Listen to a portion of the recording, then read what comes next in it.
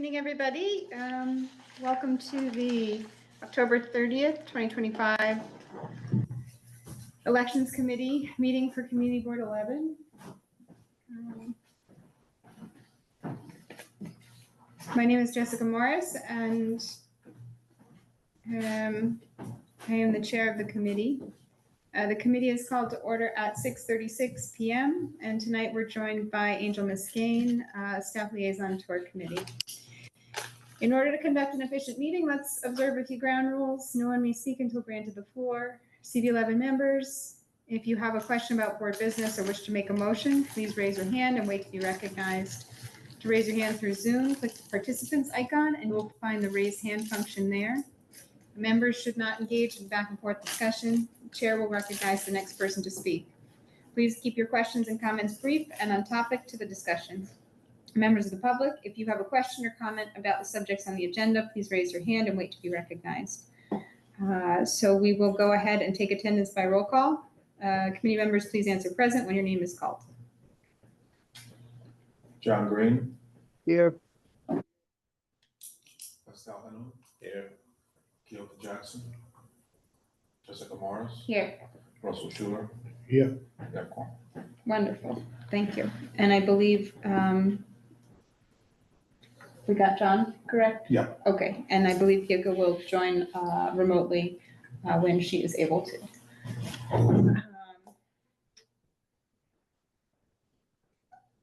So the agenda for tonight's meeting was distributed ahead of time by the board office and was posted online. If there's no objection, we will go ahead and adopt the agenda as stated. Committee members, if you object to adopting the agenda, please raise your hand to be recognized. Seeing no objections, the agenda for tonight's meeting is adopted. The minutes for our last meeting were distributed just this afternoon. If there is no objection, we will go ahead and adopt the minutes from the September 29th meeting.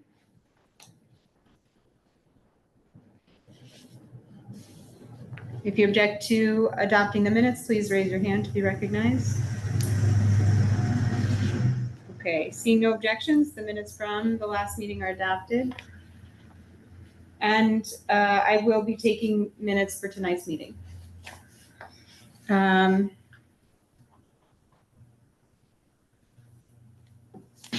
the agenda here. So we don't have any announcements. Informational updates. I just want to acknowledge the outcome of the nomination period. We did announce there was one last minute acceptance of a nomination during the board meeting, which we confirmed thereafter and updated the list of confirmed nominees, which was circulated to the full board.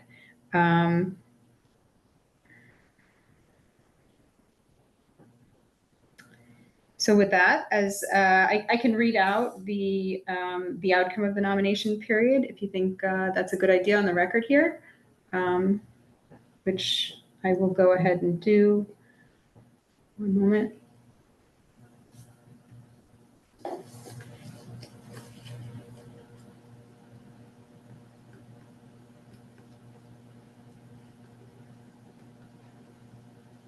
Okay, so for the Office of Treasurer, we have Keoka. Okay, wonderful. For the Office of Treasurer, we have 3 nominees: Asha Rodriguez, Derek Stampone, and Emery Vasquez. For the Office of Secretary, we have 1 nominee, Rosa Diaz.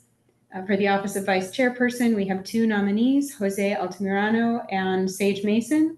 And for the Office of Chairperson, we have 2 nominees, Adem Brija and Isaac Scott.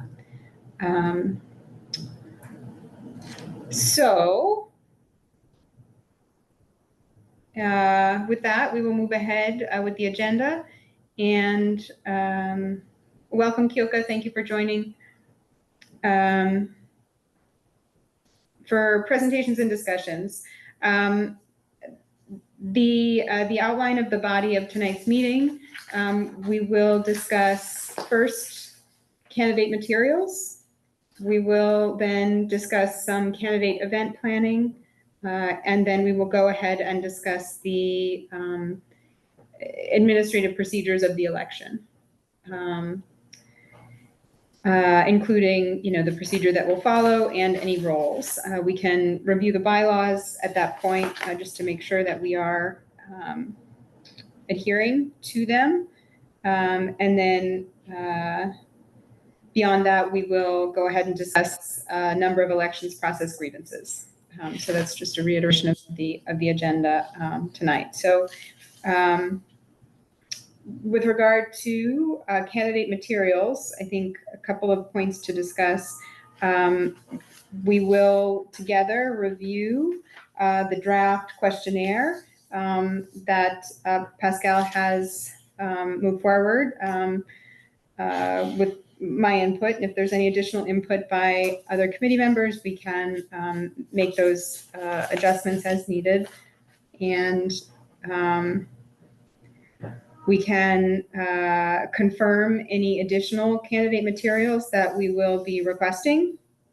In addition to confirming a plan to disseminate said materials to the board, whereby we will identify a sort of launch date where we advise the nominees of what's being asked of them and set a due date to receive those and ultimately turn them around. I will note, I think we will not be in complete compliance with what is required of us for the bylaws, which gives the full board 2 weeks to review those materials. I think our timeline is a little delayed from that. So just to note. Pascal, do you want to walk us through the questionnaire? Sure. Okay, and I think we can just read through each question on the record, and other members, if you have a point of concern with regard to a question as we move through, you can just raise hand. And Pascal, I don't know if you can maybe start with calling out the headers of the different sections of question, which I think is really helpful. I can't see what the second one is because it's, but I think that as an overview of kind of how the questions are organized is also super helpful. Okay, I'll go through it now. So I put together the questionnaire based off of a previous one, just made some updates and some small edits and added sections. It begins off with 2 paragraphs. I'll just read it. And then before I go through each question, I'll name the sections. So starts off Manhattan Community Board 11, 2025 election questionnaire. Thank you for your continued commitment to Community Board 11 in East Harlem. As part of our ongoing effort to maintain a fair and transparent election process, the election committee continues the longstanding practice of asking candidates to share their experience, qualifications, and vision with the full board. All candidates are required to complete the questionnaire and submit a current resume or CV by Monday, November 10th. I think we should stop there just because I think we should all be on the same page about that date, if that works for everyone. Okay. Monday, November 10th would be the same week of the proposed candidate forum, which would be on Friday, November 14th. It's also about 10 days from today or something like that. So if this questionnaire goes out tomorrow, the candidates will have a whole week to kind of get their answers together in time to submit it. So I mean, if Monday, November 10th works for everyone, I think we should stick with it. And the election is on Tuesday, November 18th. So it would be, we would have to turn it around quickly, right? And disseminate it a week or so before the election. Is that the plan? Yeah. Okay. So if the 10th works, I'll keep it as such. Continuing. Responses and resumes will be compiled and distributed to the full board in advance of candidate forum on Friday, November 14th. So that's kind of the intro on the Google form. That's like the first section, technically. The candidates would then hit next, and they will go to the next section, which is candidate information. And this is where we'll start going over the questions. The first question is, please indicate your full name. Basic enough. Question 2 is a drop-down question. What position are you running for? And it has the 4 positions: chair, vice chair, secretary, treasurer. And they will select from the drop-down. Question 3, how long have you been a member of the Community Board 11? That's a long answer question. And question 4, what do you see as the most important responsibilities for community board members in East Harlem? So that's section 1. If there's any questions, concerns, anything that you feel like we should remove or add, just please let me know. If not, I'm just gonna go on. And if at any point in time you think of anything, just feel free to chime in. So section 2 is experience and qualifications. The section has 3 questions. Question 5, in your own words, what are key responsibilities of the officer position you are seeking, and how do you see this role supporting the broader mission of the board? Question 6, what skills and experiences do you possess that qualify you for this position? And the last question in the section, question 7, what is your leadership background in terms of managing successful projects? Please provide an example of one project you've managed. What was the outcome? How does your example relate to your understanding of board service and board leadership?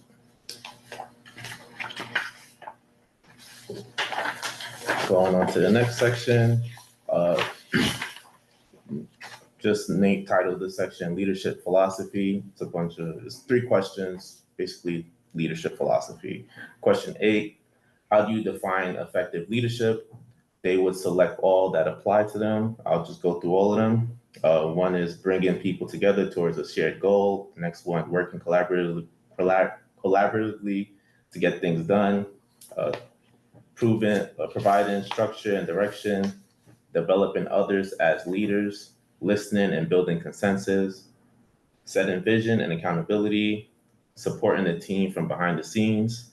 And other. And if they select other, they have to write in what they believe is effective leadership. Question 9, what is your style of leadership? Also select all that apply. We'll go through them. Cross-cultural / inclusive leadership, collaborative, team-oriented leadership, facilitative leadership, transformational leadership, strategic leadership, democratic / participatory leadership, and again, other. And they will just write in what type of leadership style they have. And then question 10 is just please explain your leadership approach and elaborate on your leadership style. This is the opportunity to provide just a bit more insight of who they are as a leader, what they think of a leader is. It's a little bit better than choosing from just like what we have. It's their chance to like freestyle. The next section then is board and community relations. Question 11, how would you foster effective communication, build trust, and sustain partnerships? 1, across the full board. 2, among community organizations and partnerships. 3, with local small businesses. And 4, with elected officials and governments. The question does have the numbers in it because the candidates are supposed to answer all 4 parts of the question. Would we add a reminder in the same way that with question 8 and question 9, we have in parentheses, select all that apply. For question 11, in parentheses, please respond to each number within your answer. I think it's pretty evident, but. Yeah, that doesn't hurt to add. Yep. And question 12, explain how your leadership will provide fair, unbiased representation to the community at large. Question 13, how would you mediate conflict? 1, with regard to contentious issues throughout the East Harlem community. and 2, among community board members with different perspectives or positions. Also, this is a question where they have to answer the 2 parts, so I could probably put that in there as well to answer each part of the question. 14, what do you believe are the top 3 issues facing East Harlem now? How will you advance solutions to each of these issues as a leader and in collaboration with the full board? So those 4 questions are for the board and community relations. The next section, which is the last one, is just vision and accountability. Another 4 questions. Question 15, what does accountability look like to you as it relates to the board office you are running for? Question 16, what is one change or improvement you would like to see in how the board operates? Question 17, what will you do to ensure smooth leadership transitions and the development of strong leadership pipelines, given the new era of community board term limits? And question 18, is there anything else you'd like to share with fellow board members about your candidacy? All questions are required to answer. Candidates are required to answer except for the last one. The last one is just their chance to give us anything else they would like to. Point of clarification on number 15. I might suggest that we remove the word board and add and have it say officer position instead of board office, because that's a little confusing. So the question would read, what does accountability look like to you as it relates to the officer position you are running for? I have no objection. All right. So with that, is there any additional feedback? Attaboys and good jobs are accepted. I think you did a fantastic job, Pascal, Thank you. tightening it up and moving it forward from what it was in 2021, 2023, and now 2025. How are you going to administer this? This is initially a Google document, which was put into a Google form. I shared the link with everyone, and I only published it with everyone in the committee. I can make it available via link, so whoever has the link can see it. Okay. If you'd like to go over the Google form now and maybe share it on the board, on the checklist. On the screen? Yeah. We can. It's up to you. The idea would be that the candidates would get an invitation to the Google form, and they would, I think we should send them a PDF copy of the questions so that they can prepare their answers ahead of time before they enter it into the form. I know that I have a difficult time thinking and doing data entry at the same time, so they can prepare and then enter it. And when they submit the form with their answers, we will then be able to access all of those answers in the form of a spreadsheet. Is that right? Yeah. Okay. To be able to format it for distribution to the full board and posting on the board's website, right? Correct. Okay. And that way we can sort it by the positions Yeah, everything will come out in an Excel form. in an Excel sheet. Yeah. Okay. All right. Any questions from other committee members? See none. That's a fantastic job. With regard to the points on the agenda,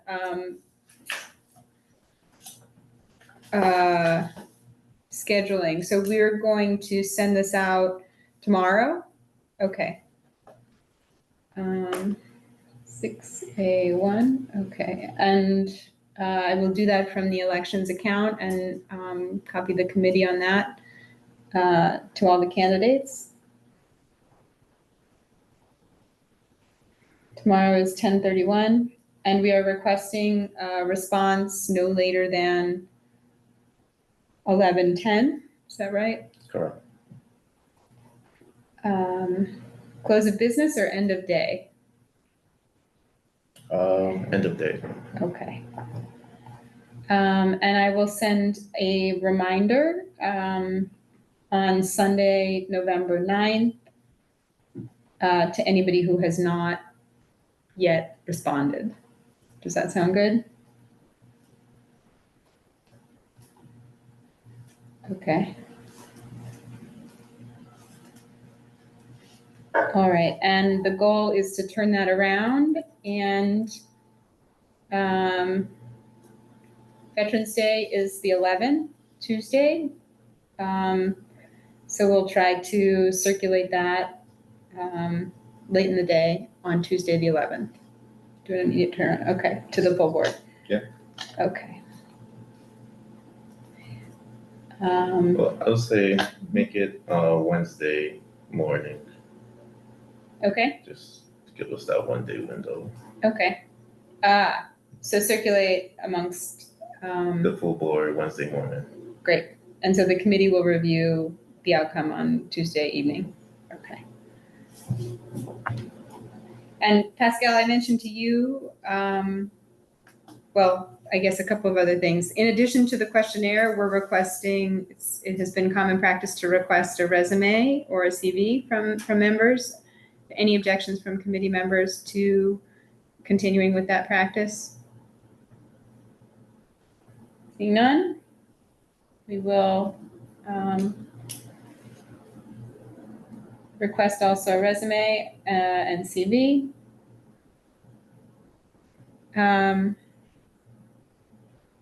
And that would be included with the questionnaire responses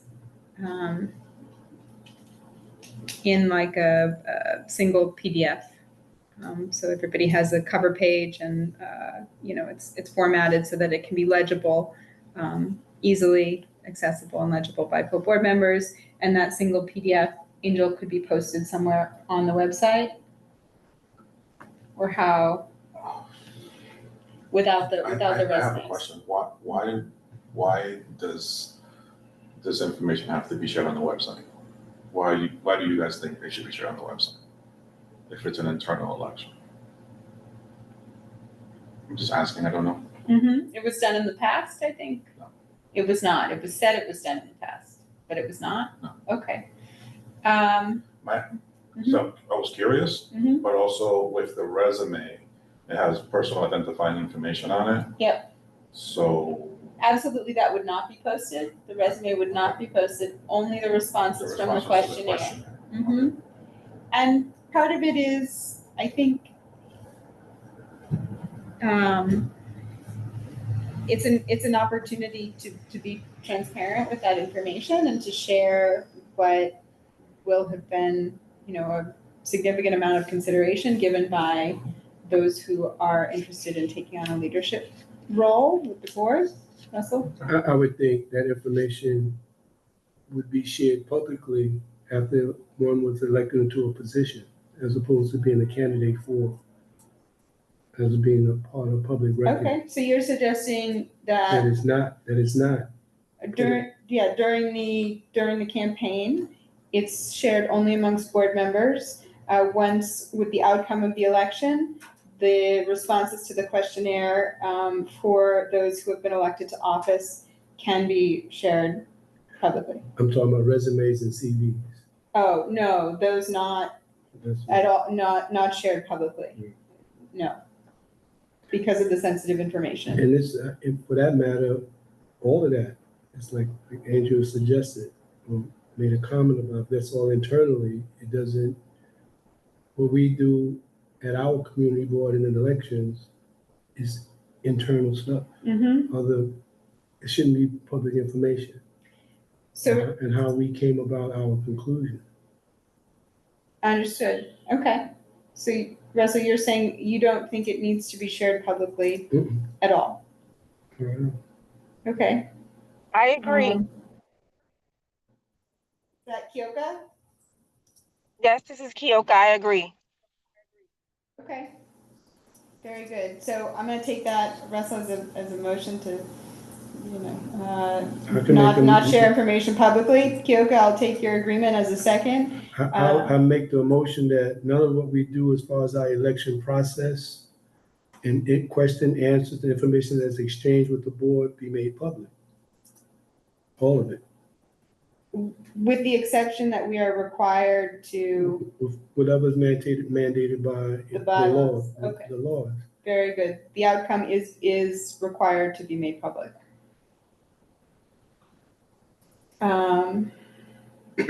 So, Kyoka, is your agreement with Russell, should we consider that a second to non-disclosure of,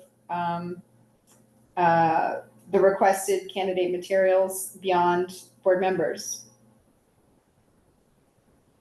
That's my second, yes. Okay, all those in favor? Uh, Aye. Any? Fantastic. We're in agreement. Thank you, Russell. Thank you, Kyoka. John. So we will go ahead. Thank you, Angel, for your question. You have another? Yeah. Very good. Just to make it easier for folks that are filling out the, I was checking because I wasn't sure, for folks that are filling out the questionnaire, could you set the form so that they can upload their resume there? So, Attach the document? attach it. Woohoo, yeah. That wasn't originally possible, but I was just checking, I'm like, oh, I guess you can do it now. And it should be either or, not both. They should have either resume or CV, not both. Or, okay, right, yep. Okay, and so when we are requesting this information from the candidates, we will, Could a bio be equivalent to that?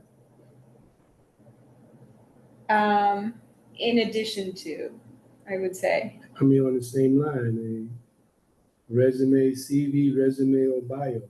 Somebody can write a biographical sketch of themselves that clearly defines who they are. You wouldn't ask for that in addition to?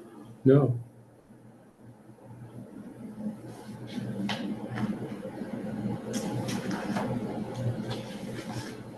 What will we be seeking in a resume?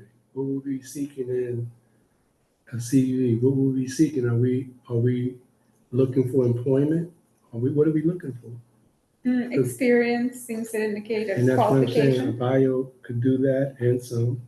A resume does what? A CV does what? Basically takes your professional, personal experiences and encapsulates it. So biographic statement, a resume, or a CV. Yeah. I have no objection. So it's resume, biographical statement. Because one might have be challenged to writing a resume or a Understood. CV if they're not in that category of a community person running for. When I'm speaking on things that we can adopt as an institutional framework, how the practice should be. When we think about the total community, there are others in the community that may not have the academic achievement, may not have the employment achievement, that may weigh against them if it's formed in a CV or a resume. Understood. Other things are eliminated with their true characteristics and skill set of there. Very good. Now to second that, You're missing an E. somewhere. Yeah, that was awesome, so fast. Okay. I was like, oh, you did it already. Now, my question is, you bring up a good point, but what if somebody wants to upload a resume and a statement? I'm allowed to put, multiple files here. So how I'm saying it is a requirement. Yeah. Minimum requirements are Mhm. one of the above. If they decide they want to put in everything, we wouldn't. Wouldn't say no, right? No, Okay. they can be accepted, but as long as they meet the minimum requirements. Please submit at least one of the following. So, because on the Google form document, it allows me to, there's a maximum number of files they could upload. So if they just want to do the statement, that's fine. But if they want to do statement and resume, because resume doesn't capture everything. A statement is, more comprehensive and it speaks more to who the person is. So you said please upload one of the following, right? Minimum. Please upload at least one of the following. Yeah, please submit at least one of the following. You're required to submit one of the following.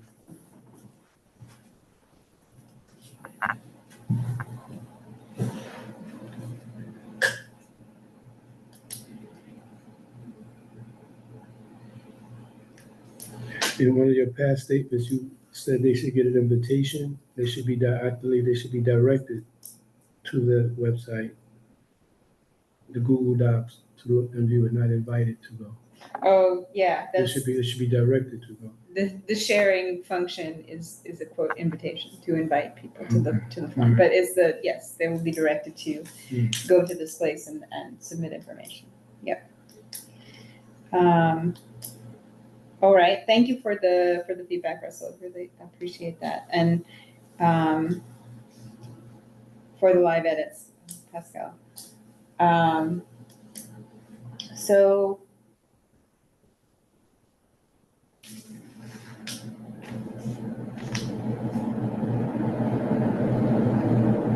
all right.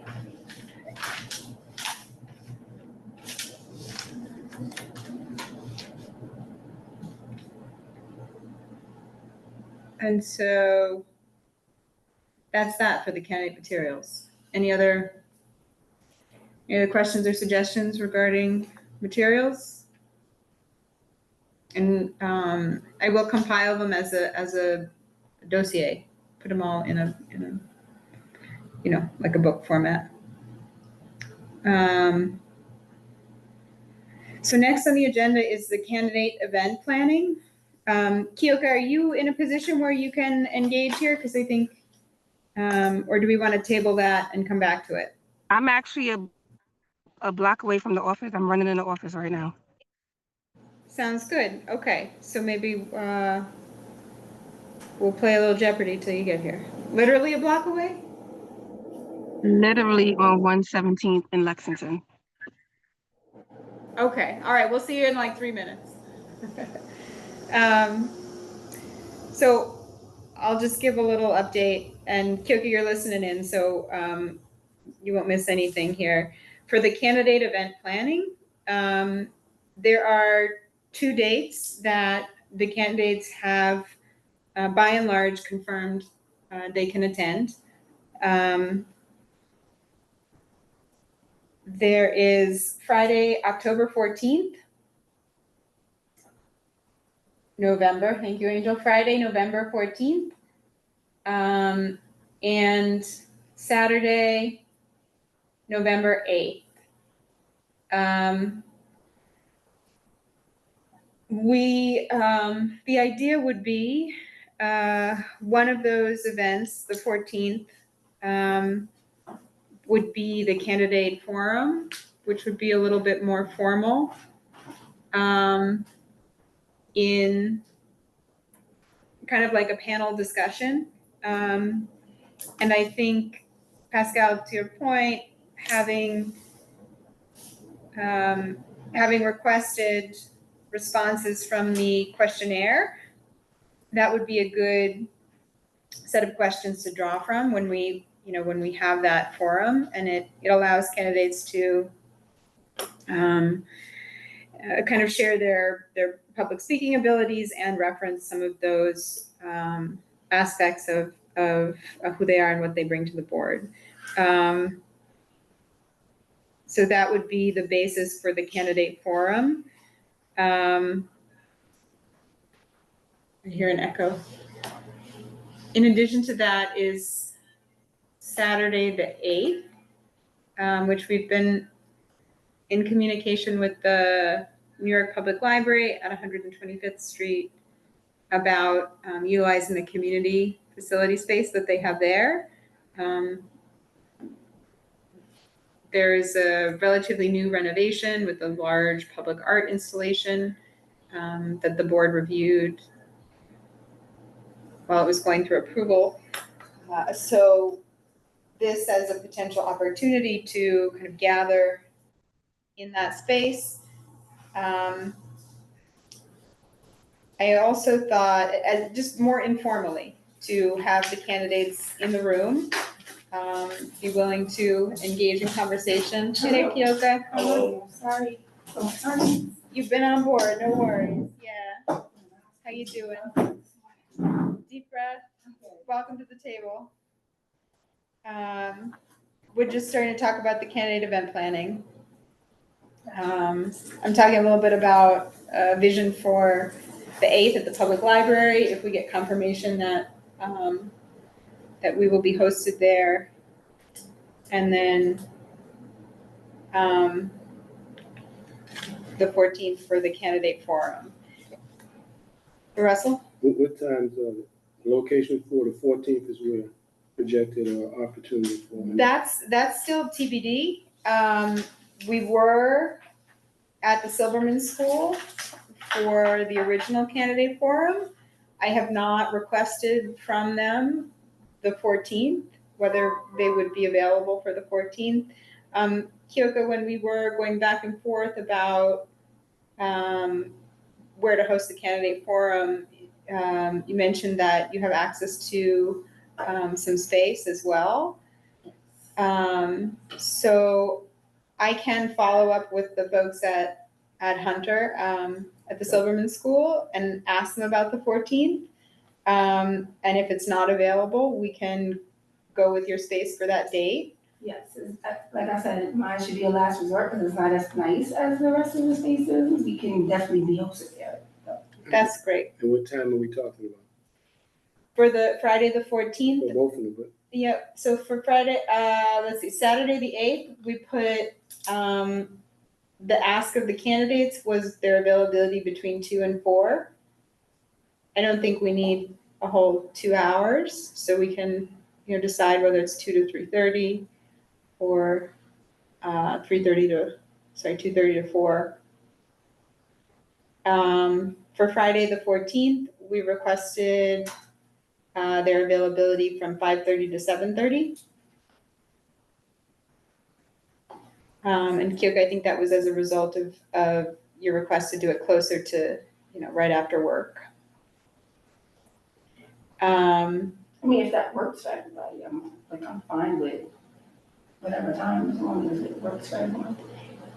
I think, so maybe we'll kind of hash out the candidate forum a little bit first. I was just mentioning that, relying on the questionnaire and questions from the questionnaire to be conversation starters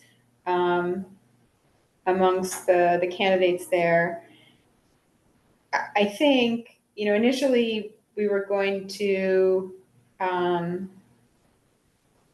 try to record the event or the response, but if it's so close to when we have the actual election, is that, I don't think a lot of technology is necessary. We could still have a Zoom going and kind of make sure that the person speaking was speaking into a sort of a mic or a phone that was connected to the Zoom, so people who were participating remotely or had to Zoom in because they couldn't be there or had a qualifying disability could still participate live. It wouldn't be recorded or, videos wouldn't have to be on, but it would still be a way for anybody who couldn't physically be there to tune in. Which I think is kind of, it's inclusive as much as possible. But the only tech we would need for that is like an outlet, and I've got a mic that can go around. So I don't think it has to be fancy. We can get some pretzels and soda or whatever. It doesn't have to be fancy at all. Okay, I've got a tablecloth, as long as there's tables and some chairs. I think whatever works. So we can try with Silverman, and if they can host us, great. We'll do that. If not, it's no big deal. We'll sort of do Plan B and set that up. Is 5:30? Is that too early? I recommend moving it to 6. I give them at least an hour. Let's just say if the traditional time they're getting off of work at 5 o'clock, give them at least an hour of travel time to get there. Okay, we'll have lots of good snacks too then. And I think 6 to 7:30 is still ample enough. There's ample time for this forum, even though we're like pushing it or losing. And I would say it's I secure. don't have a time limit for myself. That's what I say. I manage the space, so we can do it until So whatever. I would say give leeway for time securing a space, more time than we need to use, as opposed to being finite and things happen where we're so tight. We would do setup at 5:30, right? Whatever the time frame is, give enough time for I did something yesterday at 6 o'clock. I got there at 5 to make sure it was set up, and I was gonna be out there at 8 o'clock, but I left at 7:30. So it gave me enough time to do whatever was done, whatever circumstances happened. Question. You know, Good. I mean, few people came a little late because they couldn't find parking. So then we should establish two timeframes. So there's 2 times Which for established for securing the facility and actually operating the program. So maybe we leave it, 90 minutes might be good for the program. yeah. I Yeah. think that's like, Yeah. maybe we leave it 5:30 for committee members to get there, Mhm. but it doesn't start until 6. Mhm. That's the setup time, breakdown time. Yeah. And then we end at 7:30, but we could stay after up until So 8 o'clock or however long it we takes. can emphasize promptly starting at, Yes. not coming in and then we got to set up. So, Sounds good for the 14th for messaging. To follow up on that postponement, save the date with the full board and alert everybody about the 14th. With an RSVP request, is that, so we know how many people are likely to show up? And perhaps a Google form opportunity to opt in for candidate engagement, which would be a way for people to opt in, where electioneering has been, that type of outreach is something that it's sensitive, right? Whether people want to be contacted, how they want to be contacted. So a little bit of information request. When you say that, do you mean like giving them a chance to ask questions to the candidate? No, I mean, in sending out the sort of like invitation, right, to the candidate forum, asking for an RSVP response where they would indicate that they plan to attend, full board members plan to attend, and that they would also be able to check a box that said, I would like to engage with candidates, meaning, and this is preferred contact information, either their email or if they'd like to provide a phone number, so that that list can be given to candidates and the candidates can engage members. And is this before or after? This would go out tomorrow as an invitation to the candidate forum on the 14th. And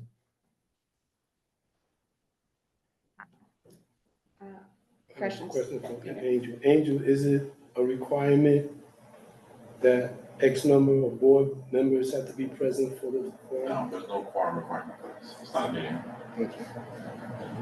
My only question is that engagement question. It's kind of like, that's why we have November 8th and the 14th. So they could show up. I mean. Yep. I think if the candidates would share their contact information at the 8th and the 14th, if they just want, if people want to talk to them. I think putting that on the form is just something additional.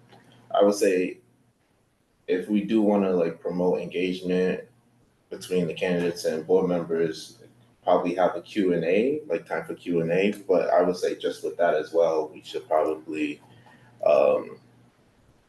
get the questions that board members want to ask first, do the RSVP form. That way we kind of have things, and it kind of keeps things organized. So in the past, I remember it was 2021, there were 3 or 4 candidates, I think, for chair and same kind of field for vice chair. And I remember being engaged, getting phone calls from the candidates who, I was new to the board. It was the first time I'd been through an election. And, they reached out and they'd say, hey, this is so-and-so from the board. I'm running for X position.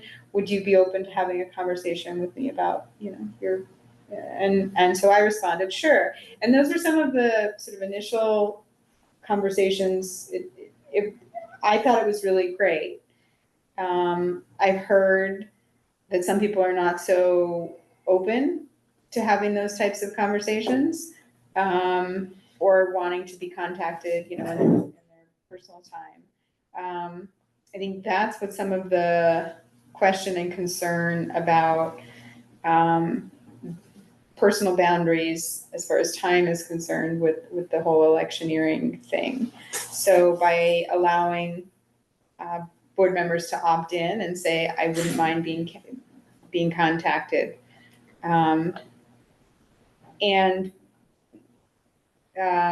newer board members who have been on the board for just a year, or this is their second year in their first election cycle, candidates may not have their contact information, and the board office is prohibited from distributing those without their express permission. So, I'm sorry, I'm fine with the contact information and the question. I guess what my question would be is there any stipulations or anything in the bylaws that say anything about contact during elections? No?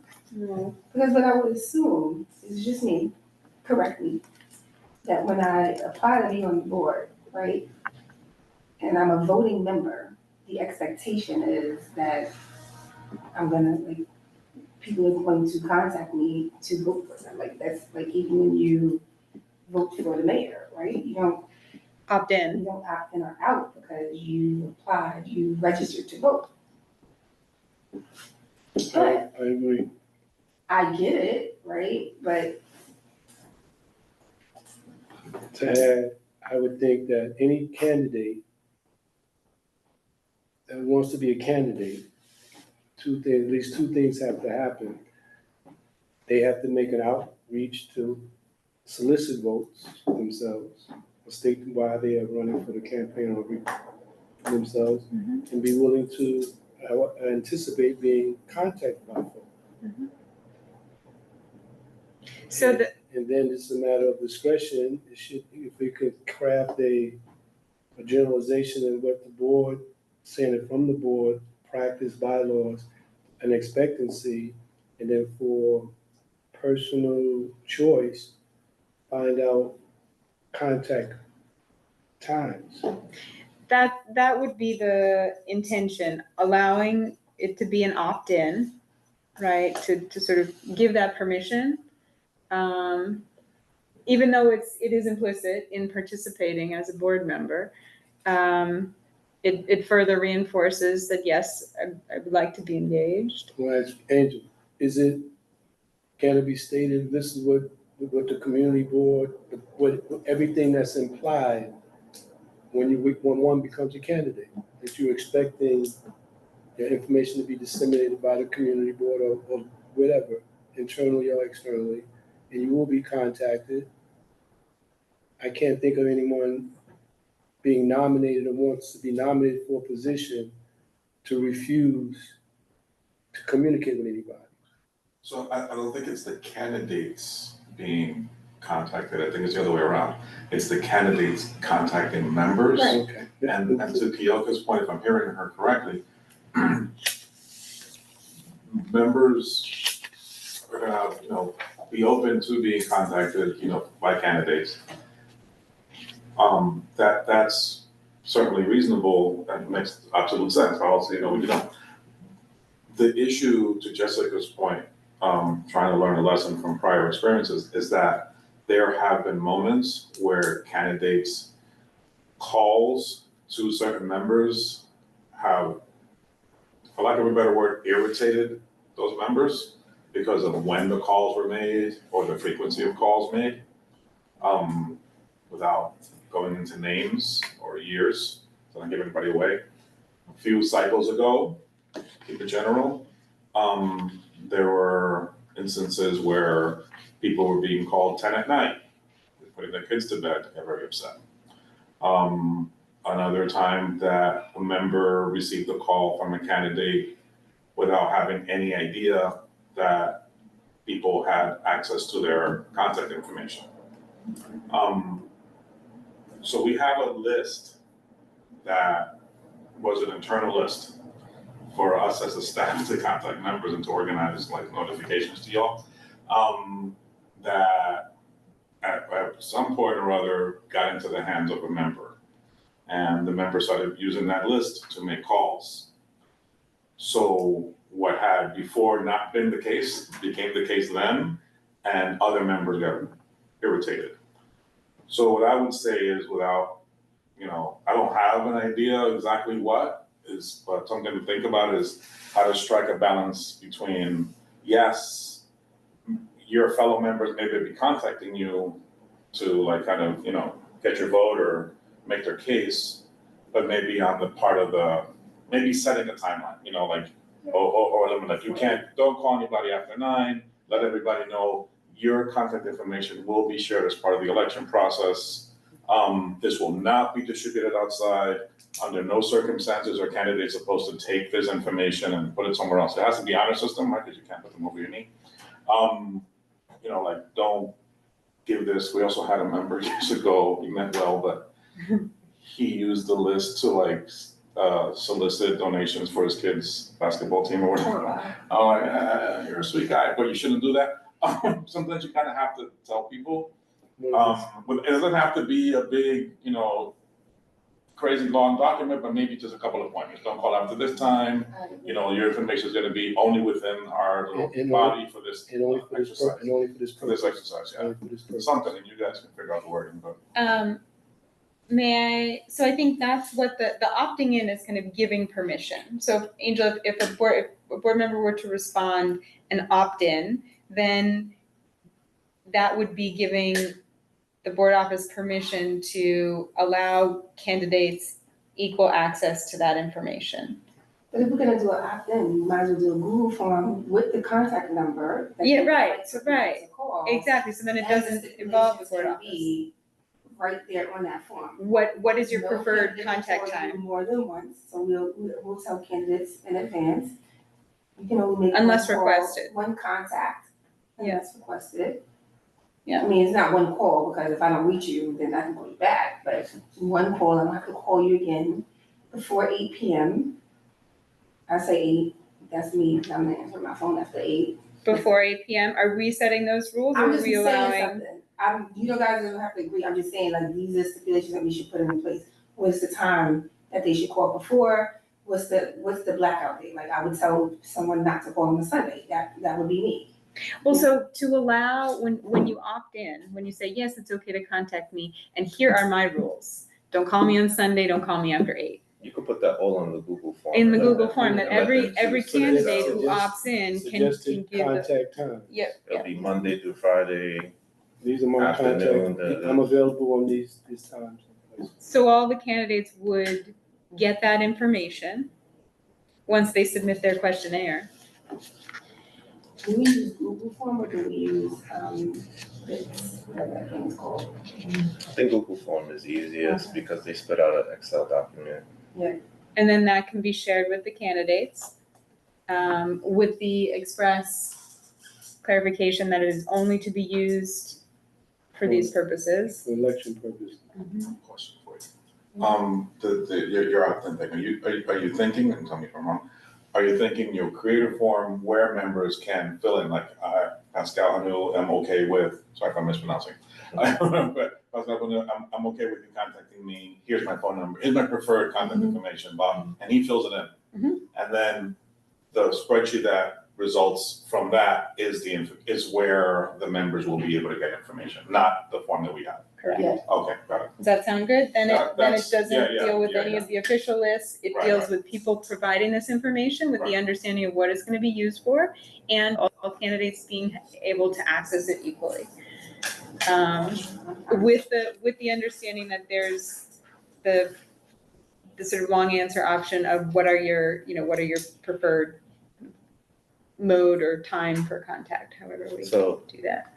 They can put in at 9 to 5 or 9 Yeah. to 3 or 1 to 2. And Or anytime you want. don't to. call me on Tuesdays. Or anytime you want to. Yeah, right, yeah, Every I'm other available Wednesday. whenever, yeah, Just please a- call me every day. Just to clarify, that would be a form separate from the RSVP form or on the same I think it's the RSVP? Same. one. Can be the Okay. same, yes, RSVP, I'm coming, contact me, and this is how, yep.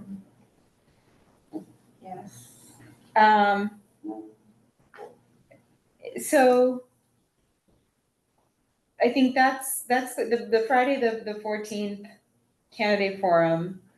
I think, may I pitch a little bit to you all, this kind of vision of an opportunity for a meet and greet, which is extra and less formal for November 8th. Yeah.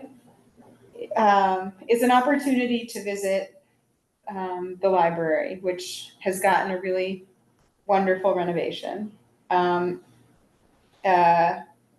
Candidates are available by and large. I had the thought, and Russell, this was a little bit building on some of the work that Youth and Education was on to at the end of last year.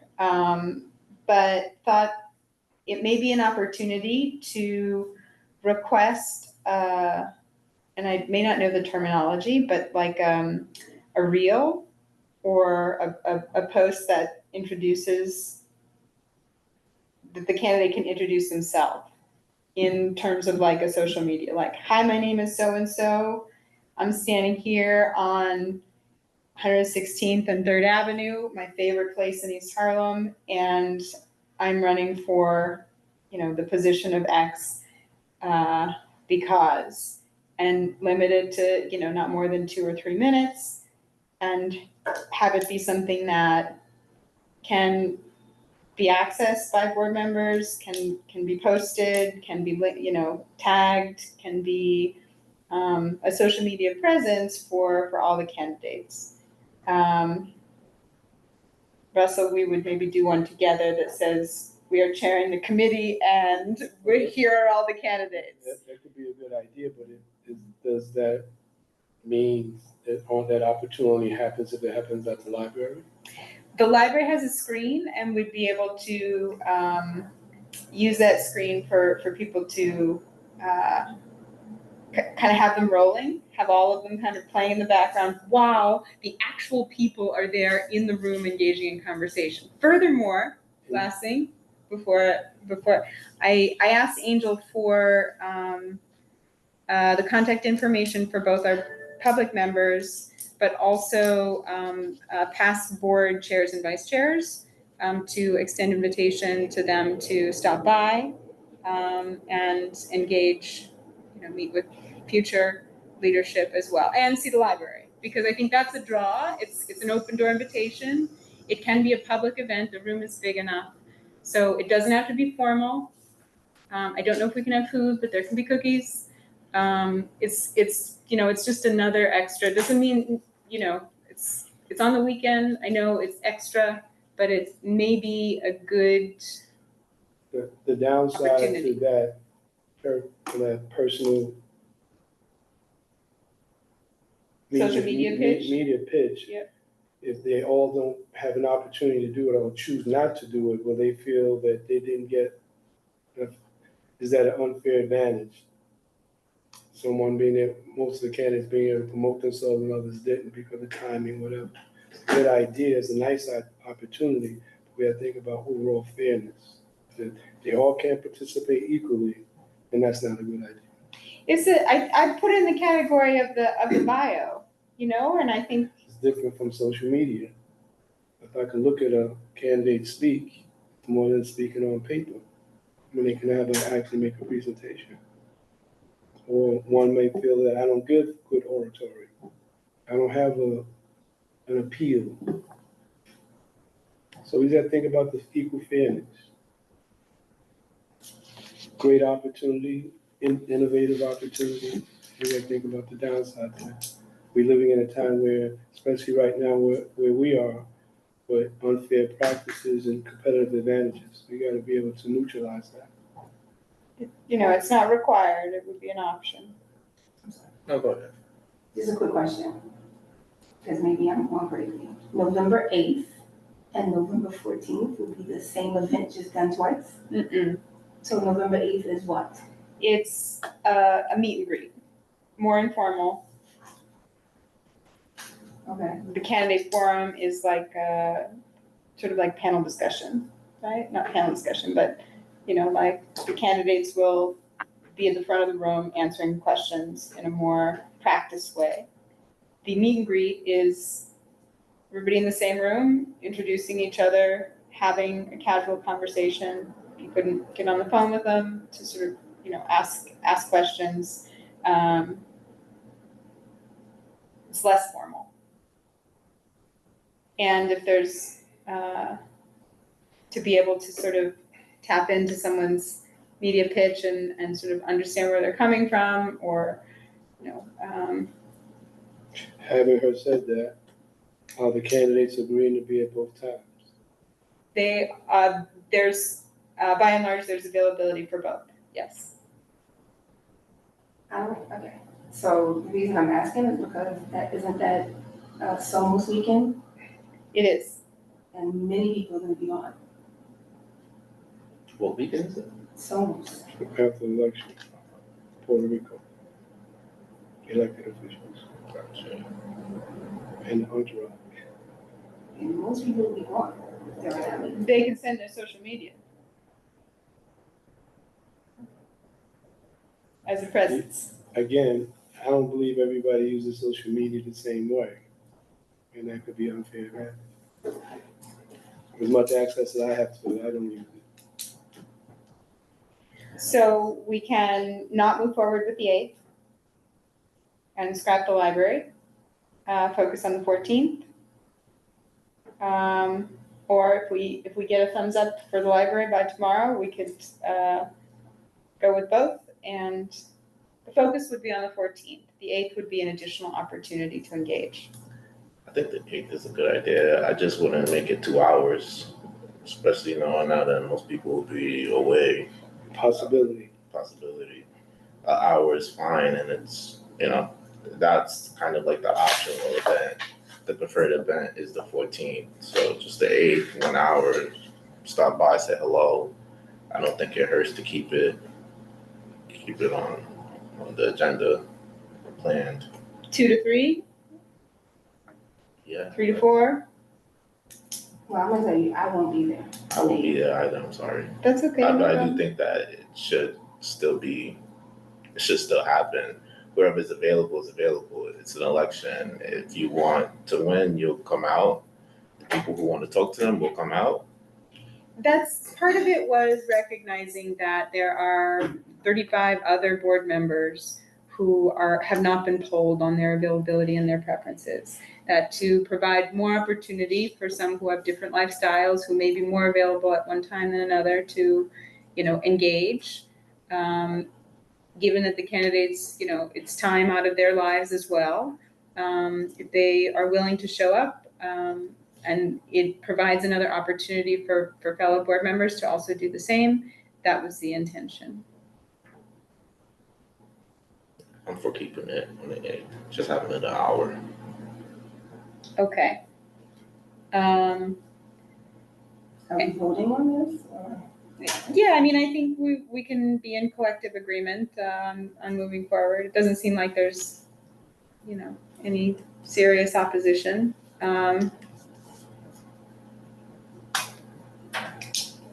Make the motion. Any motions regarding I'll motion. to have collective kind of efforts on candidate event planning? I'll go for both of them if that's what was required, or that would be at a support amplified the election.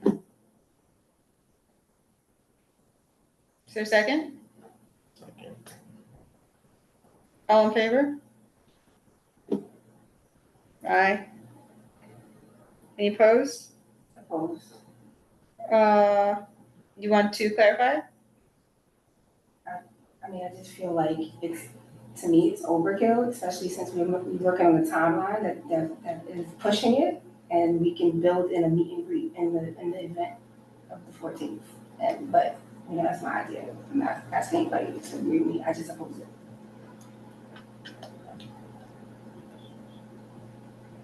John? I abstain. Thank you, John. I'm not gonna push for it if, it's a good idea, but, I'll go to the library myself, no problem. Okay, so,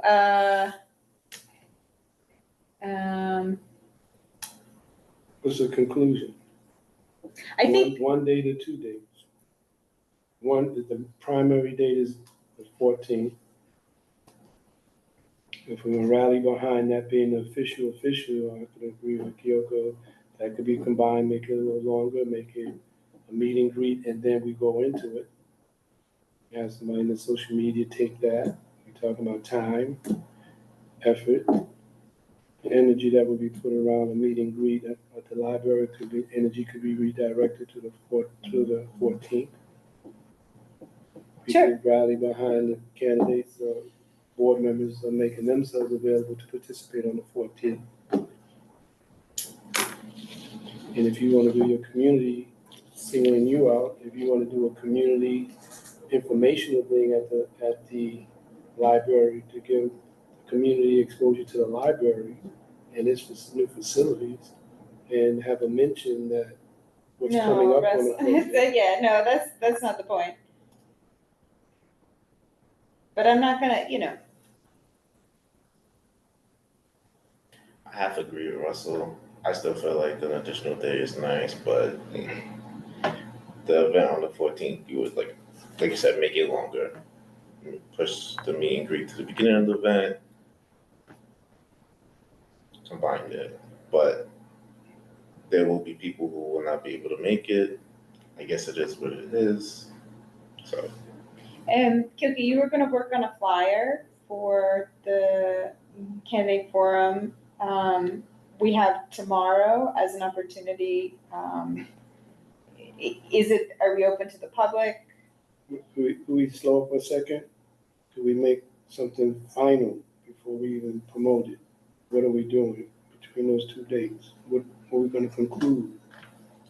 Is there gonna be a multiple date situation? Is it gonna be a 1 date emphasis, a primary date? So we cannot go backwards on that. We are making something final. We only go forward here. No, we wanna be able to, before we move, let's just see what we've concluded by consensus. So then I motion to just have one event, which would be on the 14th, the candidate forum, but add a meet and greet component to it. Any seconds to the motion? A second, a 30. All in favor? Aye. Abstainer, John. Very I vote good. aye. There we go. Good. 1 second before we move on again. Should we make it 6 to 8 now on the 14th? 30-minute meet and greet? Or do you think that 6 to 7:30 is enough time? 6 to 7:30. Is enough time? Yeah. Perfect.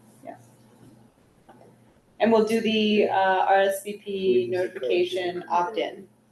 The 14th is the hunter that you're waiting to hear back on. Yes. So food and refreshments, how we promote it?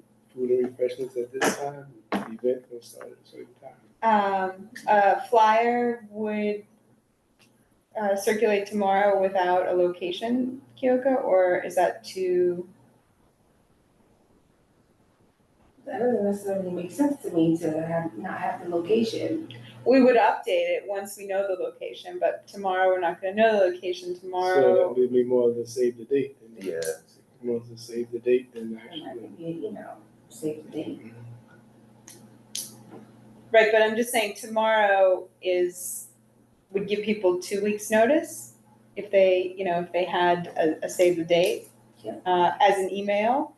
If it's a save the date flyer that goes out in the newsletter, that's also, is it open to the public?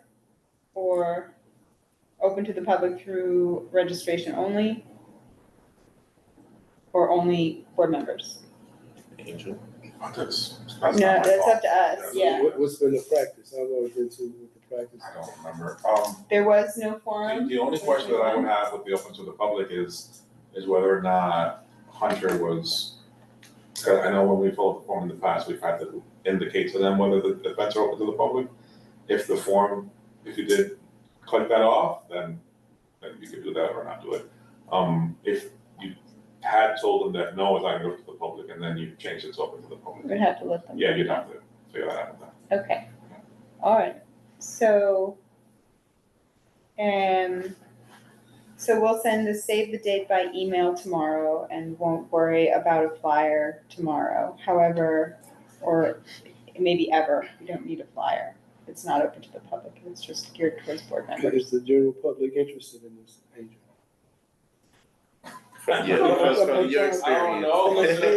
I'm just saying, these things happen. I not even have time to think I about it. don't think it hurts to open it to the public. I wouldn't expect many of them to show up, Yeah.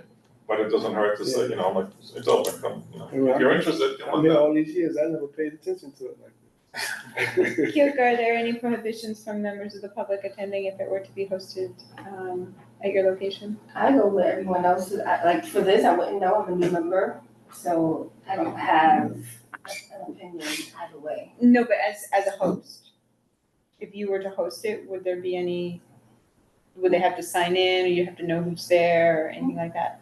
No, okay, okay. Sorry, is there a capacity concern at that space? Is there like a limitation? Can or- hold 150. Oh, so no, No capacity issue, yeah. Yeah, you're gonna have 10 people there. That move, antagonist. Let's call it 20. 20. You guys are going through a lot of work, let's call it 20. 20, yeah, we're going for 20, And then on the full board. no. Okay, so that wraps up item 60, candidate event planning for now. We'll do some further communications to get the nuts and bolts as it goes. So moving forward, election administration. I'd like to just start with, I circulated a copy of full board notice to send around tomorrow, which outlines what we're talking about here. Did you all have an opportunity to review that, or should we review it together now? Okay, sounds good. So I'll just read it and then can raise issue as needed. If we can hold comments till the end and then circle back, I think that would be helpful. So proposed communication draft. Dear all, Community Board 11 members, the Elections Committee met last night to discuss the election process. Herein find a number of important clarifications and points of information regarding the period ahead leading up to the November 18th election.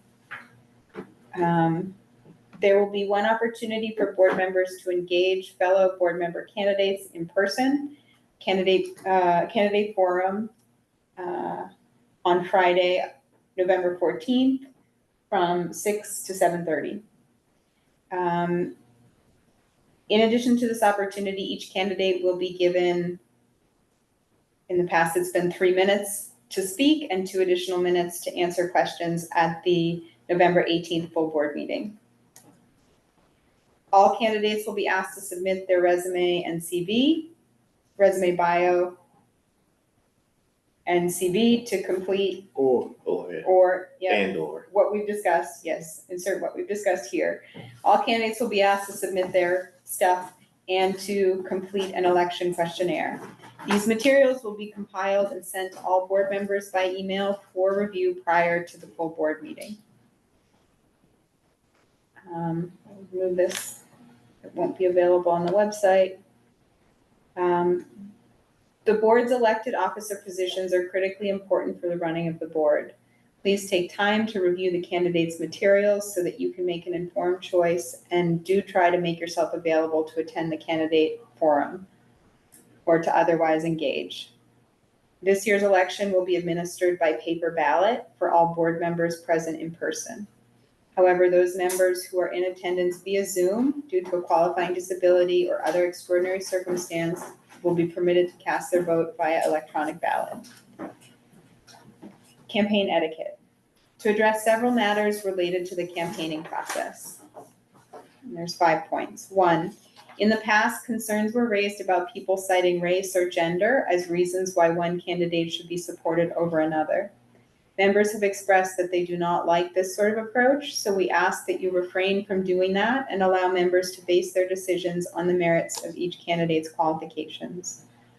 2, please be mindful of fellow board members' responsibilities beyond their board service, such as family, work, etc.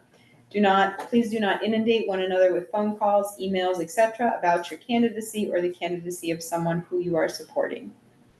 3, as has been standing practice, the Elections Committee has confirmed that we will not receive any campaign communications. We are focused on running a good process and election that is fair for all participants. Please do not call, email, or reach out to us to request our support for your candidacy or the candidacy of someone you are supporting.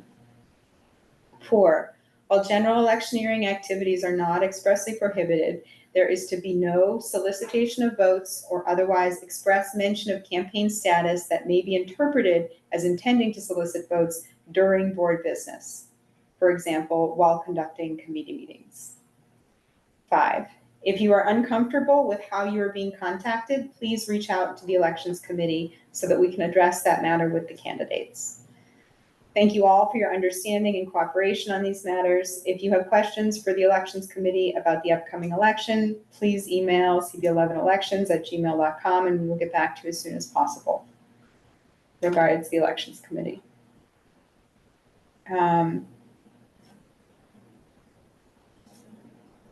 Any questions about any of those points? Concerns? It's adapted from a notice that has gone out in past years for past elections. So I didn't draft it, but did modify it to make sure that it spoke to where we're at now. I have no edits. It's perfect once we put those changes we discussed in tonight. Well written. Thank you. Okay. Okay, and we're okay with I think we've moved into the election administration part of the evening. Paper ballots versus electronic ballots. Fine with that. Any objection? No, all in favor? of the Aye. ballots? Okay. Save your sanity. Do it all on paper for the in-person people. Yeah. And like you noted, only option of electronic form for people with the QDs. Yep. Good. The only thing that I would say, and I'm sorry if this was said, but I was out, is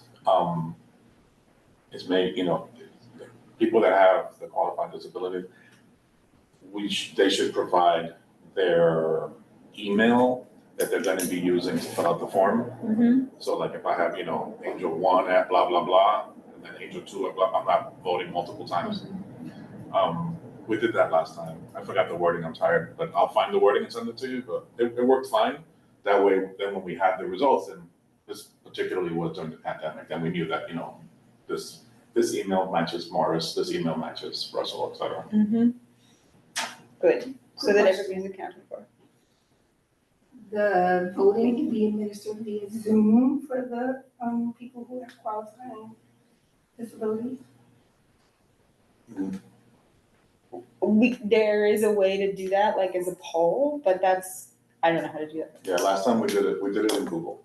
Okay. Yeah, we just, it was like a super simple Google form. Gotcha. And that way we just have it all, you guys see it in real time, and then we can save it from there as well.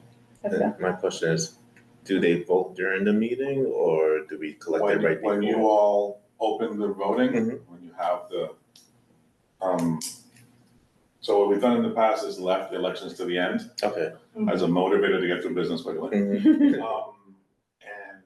And then for it to not interrupt stuff. So then once you open the election, everybody can come get their paper form, and then we open the online form for those that are gonna be participating.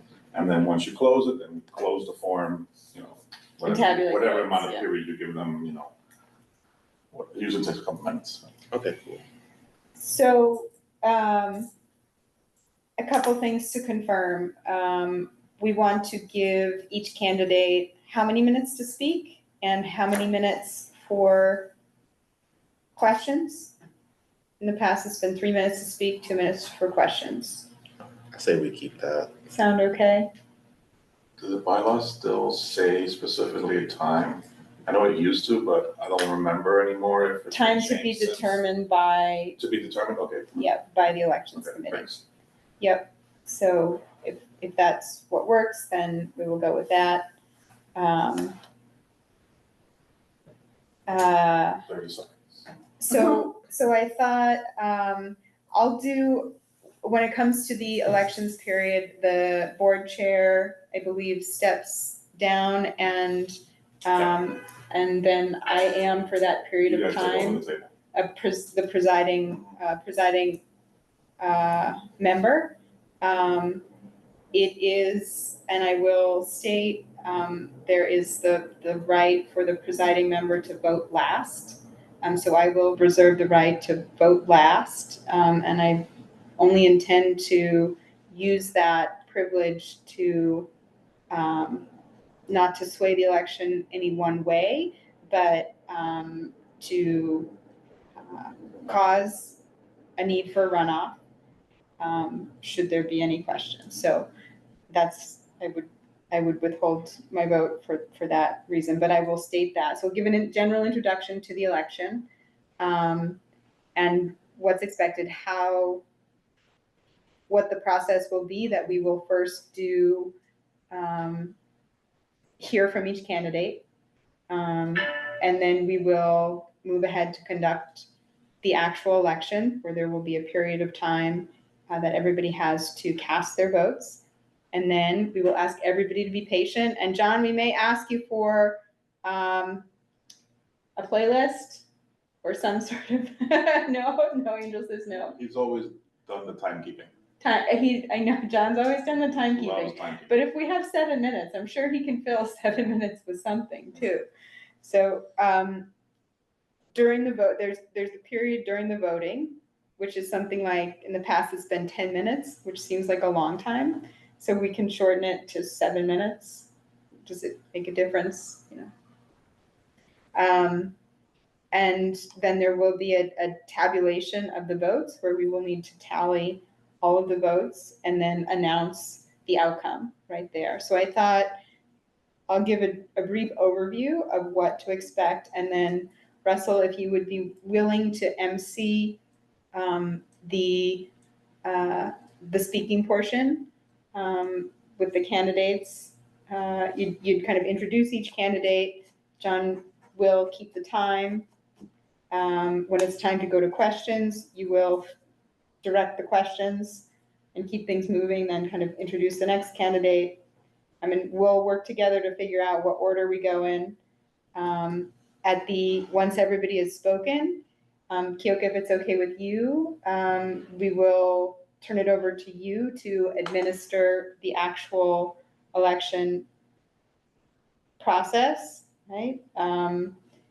You will be, we will distribute your ballot. Please vote for only one candidate. You will have this amount of time.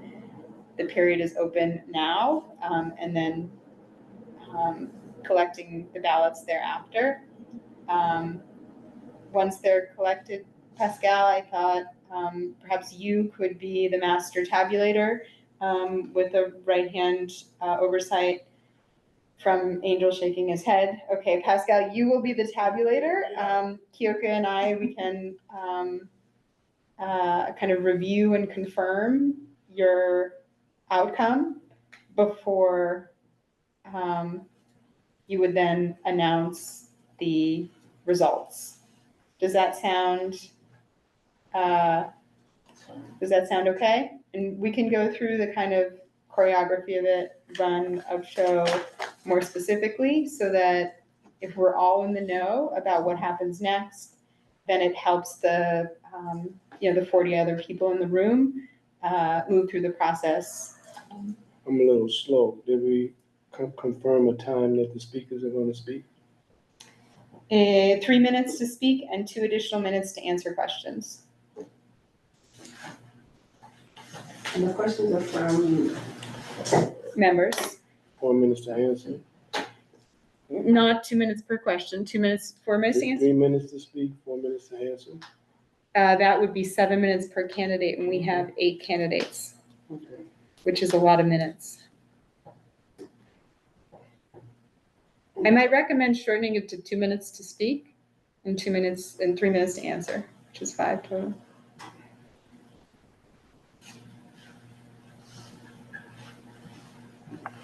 No? I see head shaking. Let them speak when they need, they run as candidates. We don't have 10 candidates in each category.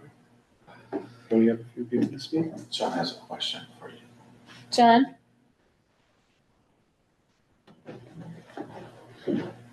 John? Oh, sorry about that. Why don't you have 2 minutes to speak and 1 minute to ask questions?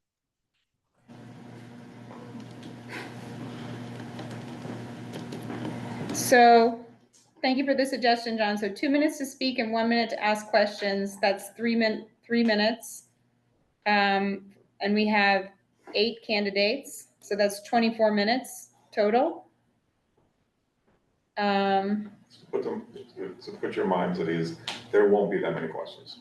Okay, If past is any example, like, I'll use an old position so no one's offended, like, no one was asking the assistant secretary anything. mm-hmm, Like, oh, you have questions, and it's just crickets, and then you just go to the next one. It usually doesn't pretty much. okay, Unless we have a nightmare election this year, people are asking a lot of questions. okay. I'm being entertained by Zooms doing Keoka's name. You've been called Kiev. Yeah, It's hilarious. everything. So I'm here like giggling. I'm like, what the hell is on a Kev? Yeah. Everything but Kev. Okay, sorry. I'm Everything. sorry. I'm interrupting. Yeah. Finding it entertaining. I didn't realize we It's had the closed oh, I put captioning it on. on for Keoka when she was on. Yep. So, Russell, what your suggestion was? My suggestion is just being, I had no suggestion. I said clarity on Okay, what was done. Let them speak. When you first said 3 minutes to speak and 4 minutes to answer, I just want to know what you came up with, as opposed to not knowing. If they're running for candidacy, I think we basically don't want a long-winded person, put a restriction on a long-winded person, but if someone knows they have 3 minutes to speak, that's a long time to talk. mm-hmm. And people might run out of that energy before, We don't want to hear him ramble. and we don't want to cut anybody off either. Okay, They need to know. I mean, that's my thoughts. If someone decides to ramble, that's their opportunity to project themselves to the audience. And that's if it impacts their candidacy. I'm sorry, I do have a question now. Thank you, Russell. You made me have a question. Mhm. We're doing a candidate forum where we are allowing them to also have a certain amount of time to speak and a certain amount of time to answer questions. So at the full board meeting, why is there a need for community members, well, not members, to ask a question at that time? Is that in the bylaws? Yeah, there's something in the bylaws. Let's just read that section of bylaws.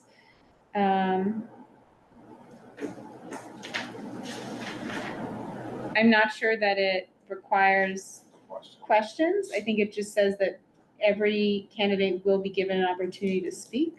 And I'm fine with that. That's just reaffirming, allowing them to reaffirm their reason for running. And so you're suggesting that there not be a period for questions during the full board election? That's my suggestion, but Sure, yeah, to sort of, yeah. I mean, I think we would want to make it clear that there will be opportunity for questions at the candidate forum. I think we should still leave questions at the full board. I go with John's recommendation for that point then. I mean, 1 minute, and then what Angel said historically, there really isn't any question. So I think that 1 minute would be suffice. So- Give any, for the candidate forum, I'm confused. whoever can't make it to the candidate forum, hopefully they'll be at full board, and if they have questions, then they could ask it there. The candidate forum is more, there's more in-depth opportunity to sort of engage with some of the issues and in conversation. I think the full board is really, it's your elevator pitch. This is who I am, and this is kind of what matters. And 2 minutes to speak and 1 minute for questions. That was John's suggestion. Unless anyone else feels the candidate needs more time to speak, but for the question part, I think the 1 minute for questions. 1 minute for questions, so 3 minutes for the candidate to speak and 1 minute, because I agree with Russell that we wouldn't want to cut anybody off, but 3 minutes is a long time. 2 minutes is a short time, very, very short, so. Do they have to take the whole 3 minutes? No, up to 3 minutes for up to 3 minutes speaking and 1 minute for questions. Is that including asking the question? No, I think it's the answering of the question.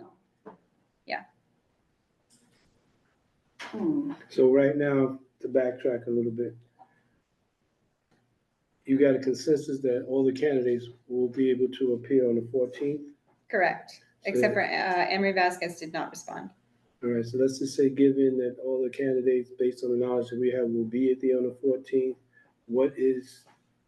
then I would say if they agree to doing that, unless it's an emergency or whatever, they're not attending that, give them 2 minutes to speak at the full board meeting if they need to. And 1 minute to respond. Give 1 minute for a questions. minimum amount of time. Conduction of the election, And again, if the board members are not there, they would need to know who the candidates are. B, okay, so the election portion of the election meeting shall commence with each candidate for office being given an equal opportunity to address the board at the election meeting for a period of time determined by the elections committee and shall be immediately followed by the election of the officers. We don't have to give any time for questions at the election. I don't see the purpose of having questions at the elections. Very good, okay, so we give 2 minutes to speak at the election. I still think we should allow questions for the 1 minute. Like I said, some people can't make the forum, but I go with consensus on this. What about you entertain it, but don't invite it, the questions? All right, that will be up to Russell, who will be holding the Saying if floor at someone that has a point. question, they raise their hand to ask a question, but. Any but questions, you don't any say, questions? Like you don't ask for them. Yep. Because if you don't ask for them, people. Don't encourage it. But if they really strongly feel like I have to ask you, like, what's your zodiac sign or whatever, then they'll ask. Okay, I'm sorry. Then the question comes, can another candidate ask another candidate because they're a voting member?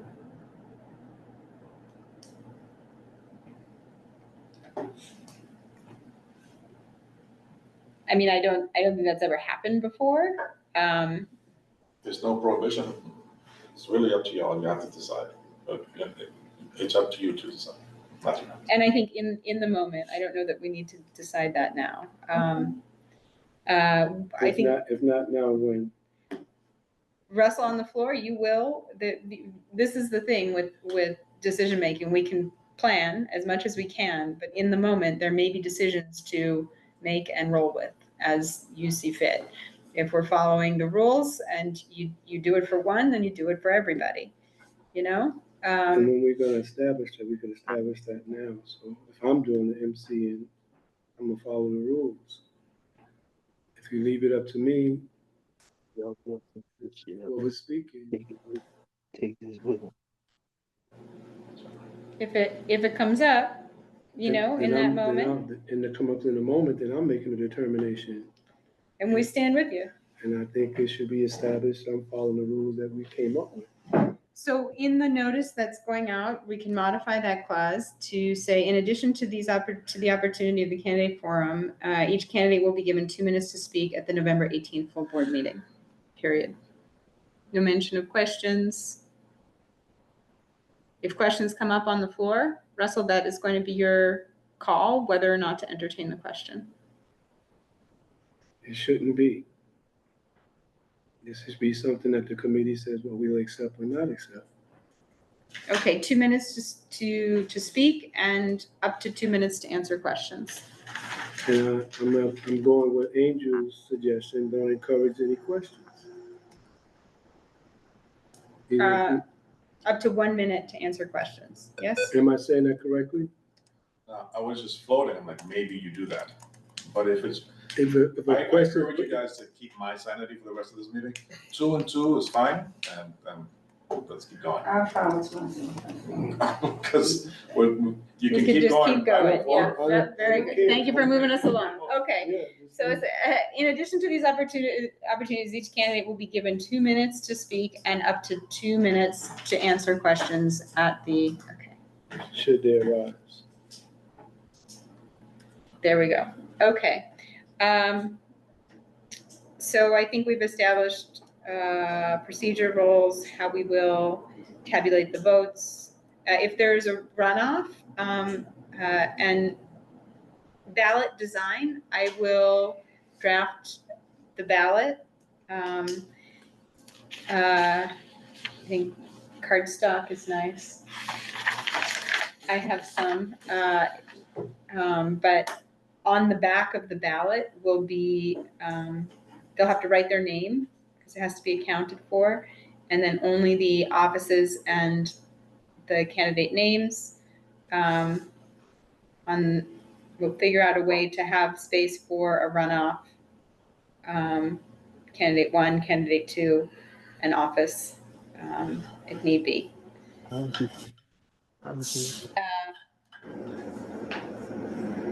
So, and then are we generally okay with the roles that are assigned? Yeah, okay. So moving forward, our last point of business is election process grievances.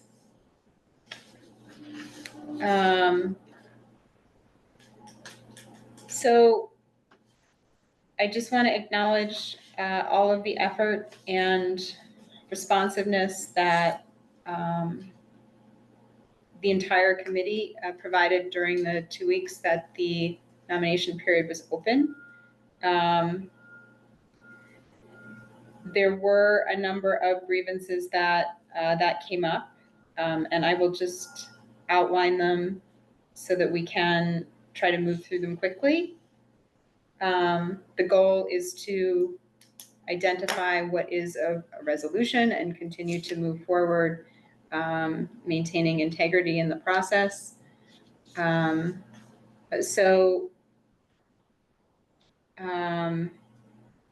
One, there was a complaint about optics of nominations, multiple nominations being listed on the confirmed list of nominees. And it was called out as appearing as electioneering. There were multiple board member complaints about electioneering or the appearance of electioneering during the Human Services Committee. And then there was an email received regarding electioneering activities generally without any specific information attached to it. Lastly, there was a grievance about our decision not to confirm a nominee.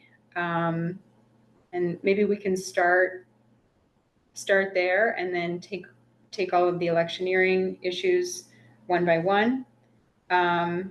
So in the grievance related to our decision not to confirm a nominee based on the interpretation of a clause of the bylaws, that person, they indicated that they didn't agree with that interpretation of the bylaws.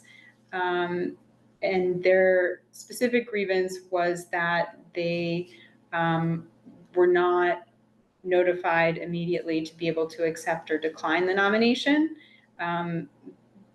They stated that they were not interested in the position that they were nominated for, but that it would have offered an opportunity to engage in a further conversation about potential other nominations.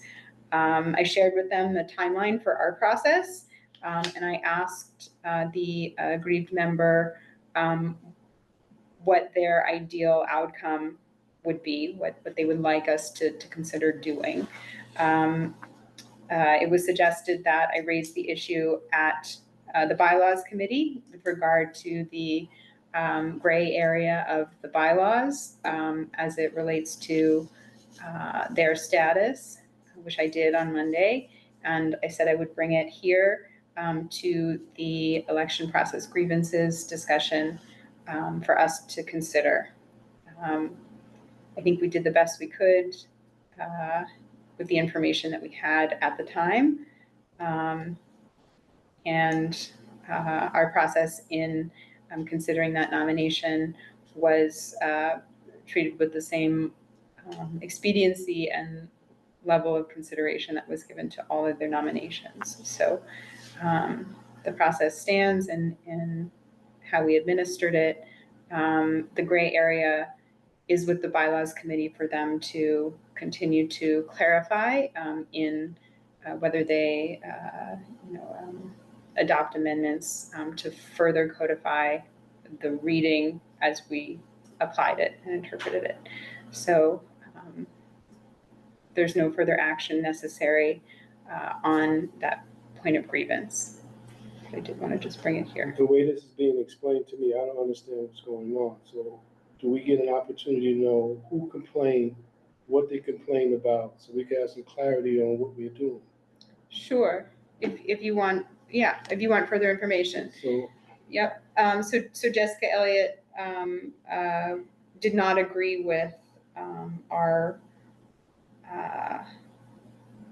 interpretation of the bylaws that disqualified her from being a confirmed candidate for vice chair. However, she expressed in conversation with me that she was not interested in accepting the nomination for vice chair.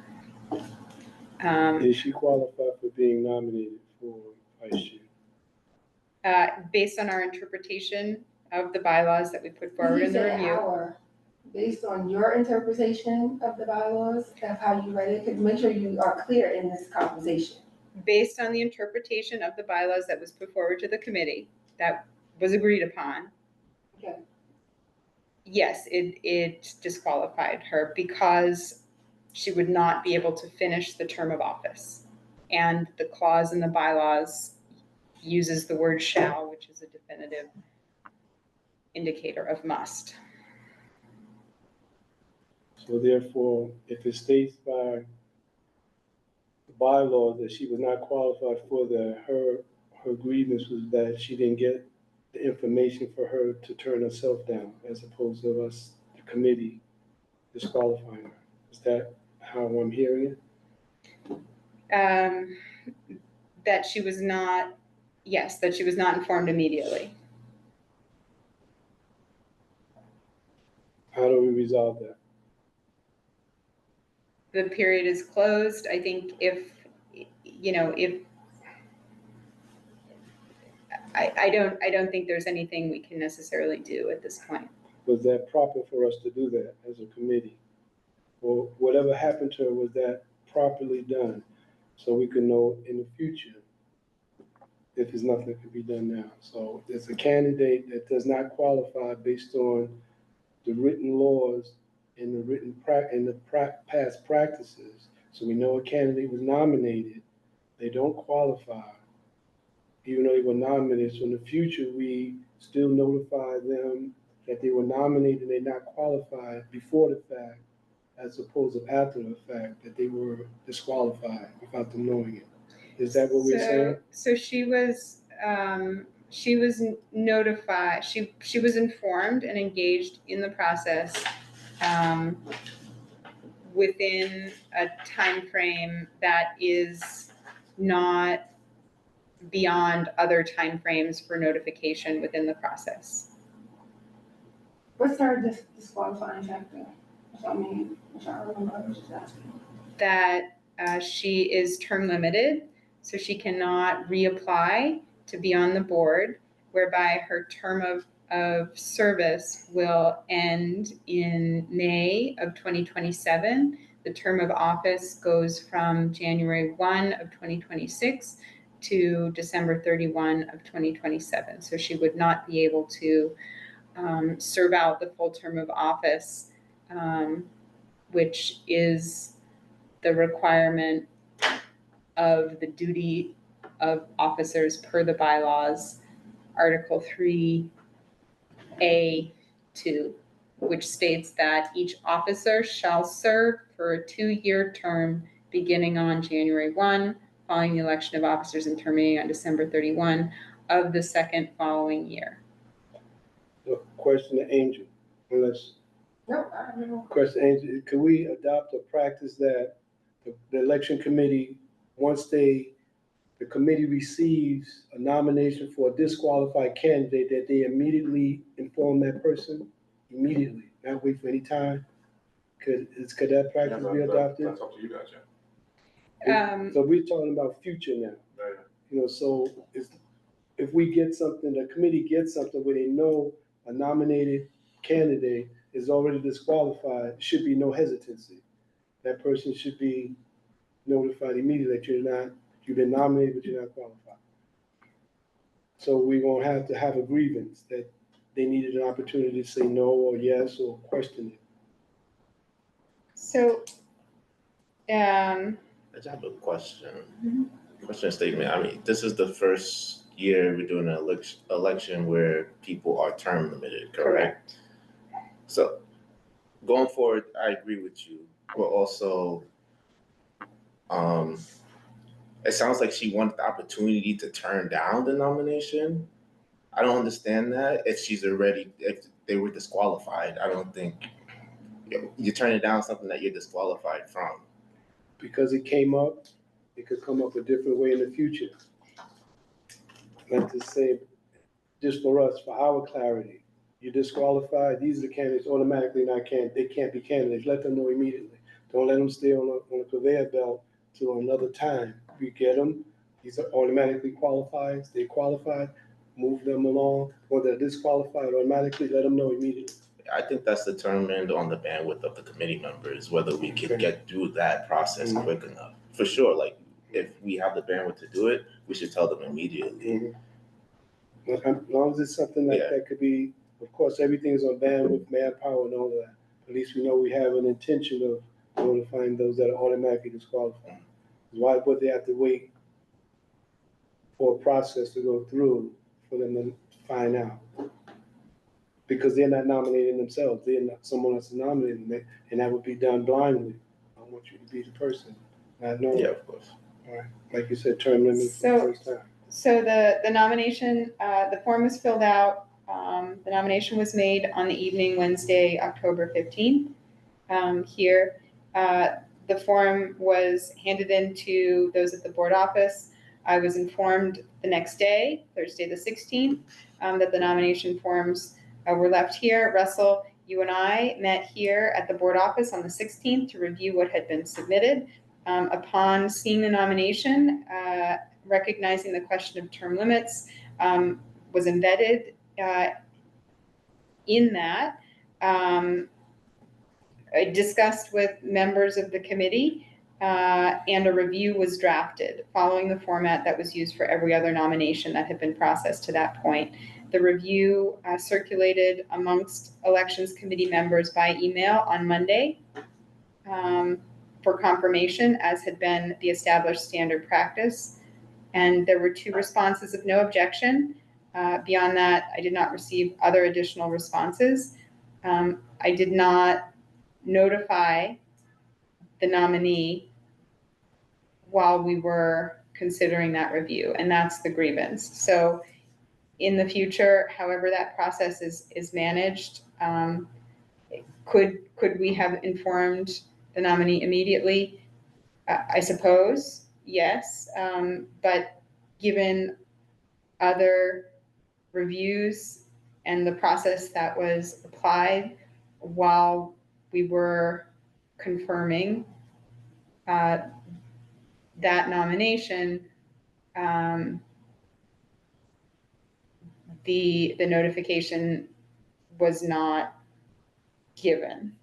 So the grievance was not with our timeline. It was understood that our timeline was reasonable. I think it is an issue about the questionable interpretation of the bylaws, the general condition of term limits, and the very real process-based part of handling the flows of information within the nominations period, which is, a factor of our capacity. So what is the resolution? To hear the grievance is what was asked of us, and I think we've heard it. I don't know that we can codify anything going forward. We already know what happened. We're talking about moving forward. That's all. I just have a suggestion for the next election cycle, maybe just have a list of people who are term limited to compare to the nomination. Changing that left to interpretation that we talking about something clearly defined. It's not about interpretation. This is stated, it meets the qualification of disqualification. There's no interpretation. Yeah. That way. Absolutely. Since this is like the first time this happening, just going forward, I think we should just have a list of people who are term limited. So if they come up as a candidate or nominee, we just compare them to the list so we could just have that immediately as soon as we receive it. With point of clarification before we go to Kyoka, Pascal, would that be an article within the bylaws that would be required of the elections committee, providing the full board with a list of eligible I just think members? there should be election committee practice. I don't think it should be in the bylaws. Okay. Something that these are the ones that are eligible for candidacy. Thank you very much for the suggestion. Kyoka? Love the suggestion, but speaking of committee practice, I also think that email was very difficult. So I think that we should, when we open up time for nominations, we should have another meeting scheduled for the closing of nominations so that we're reviewing everything at the same time. So we're sending a message that the committee will review all nominations, and thereafter they will receive all their paperwork after that, because it was very difficult to read through emails. Like I have 4 other things that I'm doing, so I get 600 emails a day, literally. And so sometimes that 200 email, you might be in 200, I might not see it in my phone because I already got 200 emails. So you're suggesting that the nominee confirmation happen all at once at the end of the nomination period? Yeah.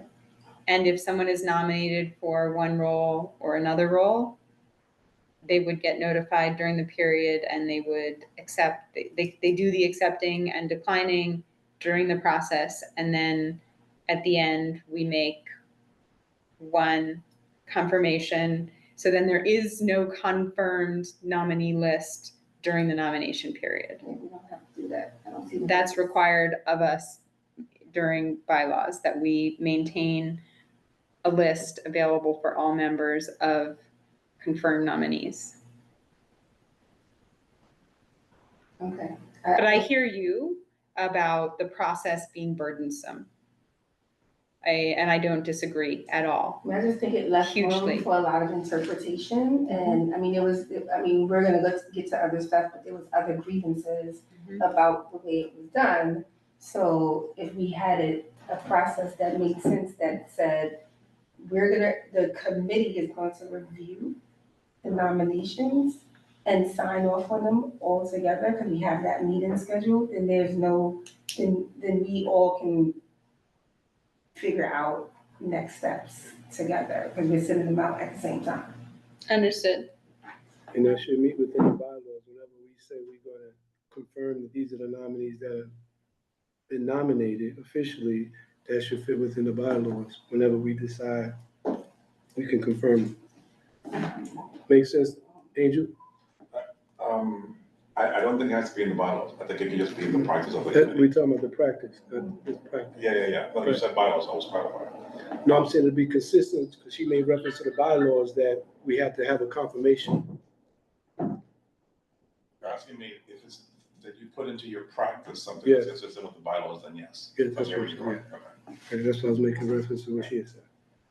But does it mean in the, it's 8:30, but does it mean that when we receive a nomination, that we're confirming that we received the nomination versus sending them all the paperwork back?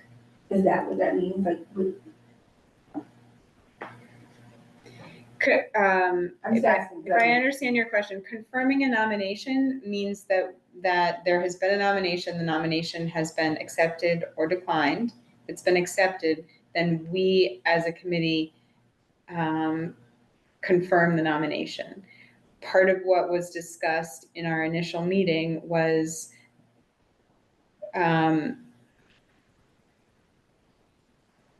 what we would be confirming at that point.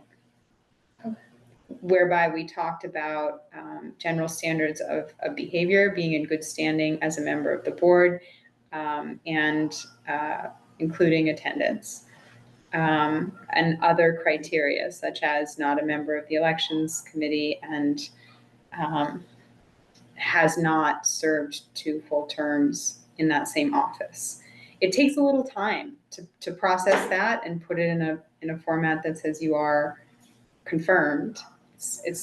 And there were a number of questions that came up. So it is a process.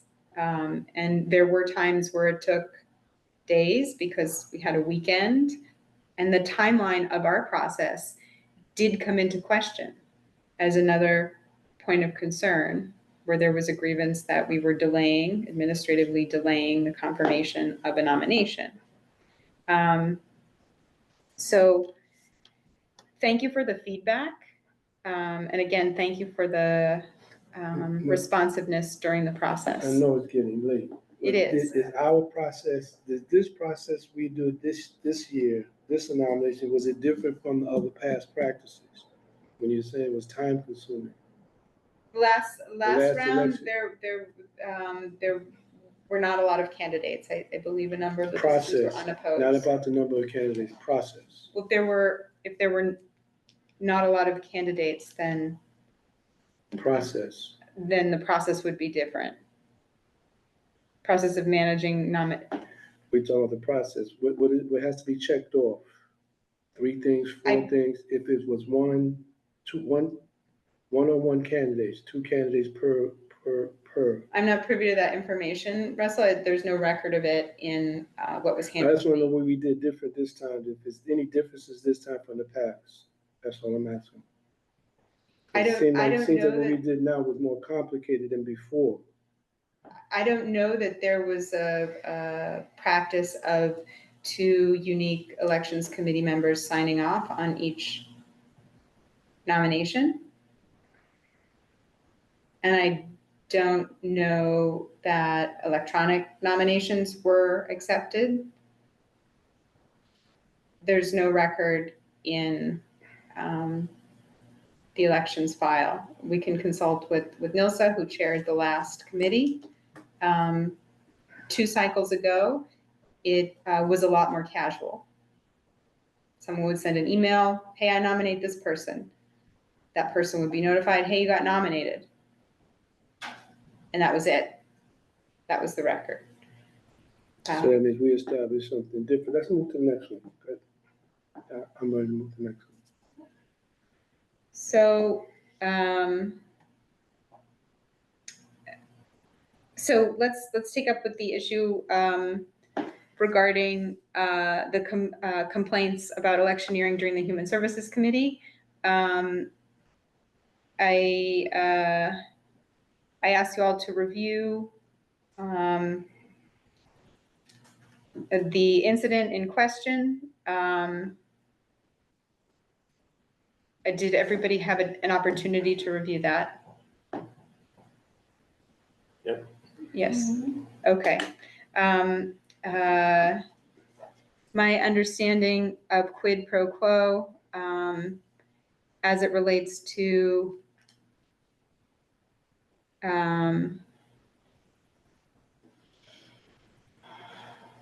as it relates to conflicts of interest boards language.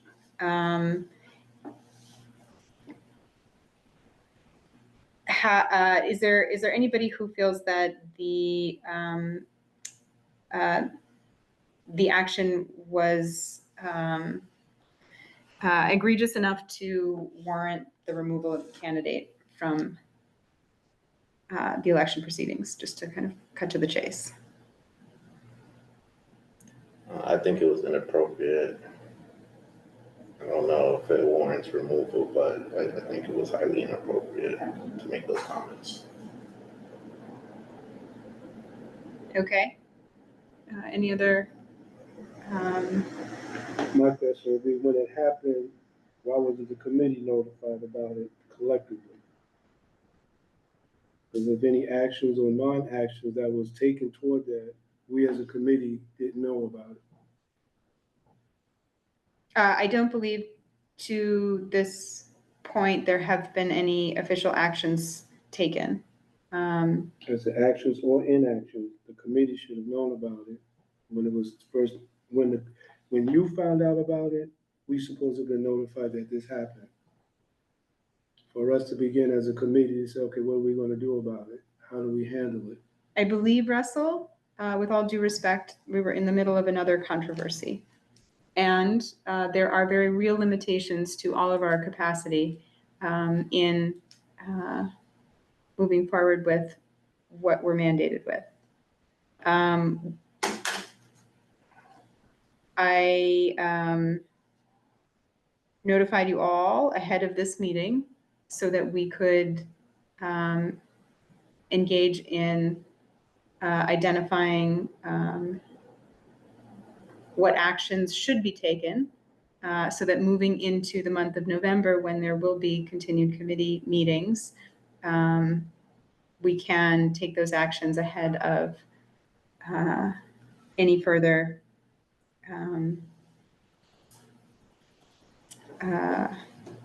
exchanges. So I'm sorry, because I'm really tired, and I think what I'm hearing you say is that when there's a grievance, we should be communicated with at that time, not in accordance to what takes priority. It should be all grievances should have come to us so that we can have an informed discussion about what the grievance is. I think it's really difficult at this time to even decide that there's anything that we can do about it because we're late in the game. Like if we were gonna question anything about this particular grievance that happened at the very beginning of this process, it's just too late, right? And so it was inappropriate, absolutely, but I think, I think it's definitely, for me, I mean, again, I'm not asking anyone to agree with me, I'm just telling you my opinion. I just think at this time, we also have to explain, because I think that when I heard the grievance about it, right, we also have to explain what electioneering is. Some people didn't even understand the definition of what electioneering is and what you can do and what you can't do. So to the defense of nobody, maybe there was an unclear definition of what electioneering is. Thank you, Kayla. So I want to just separate the two issues and to acknowledge them both. One is the specific instance of potential wrongdoing. Two is how we, as a committee, respond to it. I will say we're held to open meetings law, so we can't all get on a call and hash it out. We can, but we would be in violation of.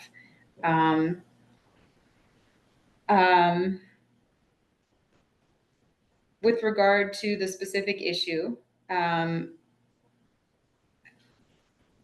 the charge or the complaint is quid pro quo. In my review of the incident, there was no express solicitation of votes. However, that being said, I do think it was inappropriate. I agree. There are 2 points outlined in COIB's Conflict of Interest Law Plain Language Guide that I would like to ensure that we call out, and any written correspondence that may come out of our discussion today that I would suggest go both to the member, not candidate member who was in a leadership position, chairing the committee meeting at the time, and any aggrieved members, right? Anyone who had the complaint initially. 16 and 17 on the plain language guide. 16 is the political solicitation of subordinates, which public servants may not ask a subordinate to make a campaign contribution or to participate in any electoral campaign activity. It may be interpreted that that was what happened, and that appearance of impropriety is the issue. Number 17 is coercing political activity, where public servants may not force or try to force anyone to participate in any electoral campaign activity, nor may they directly or indirectly threaten anybody or promise anything to anyone to obtain a campaign contribution, such as a vote. So that would be the kind of don't do this clarification with regard to the complaint about a quid pro quo series of statements happening. The issue with regard to what is electioneering and where is it appropriate, I think our letter clearly outlines and reiterates what was stated at full board, which is that those types of statements, any mention of one's status as a candidate within the space of committee business is unacceptable.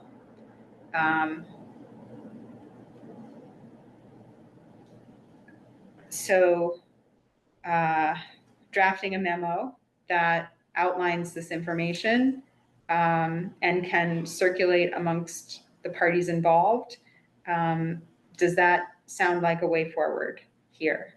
That we are not recommending any action with regard to the status of the candidate, so much as ensuring that that candidate is aware of the rules, the prohibitions, and what not to do going forward with regard to what may have appeared improper.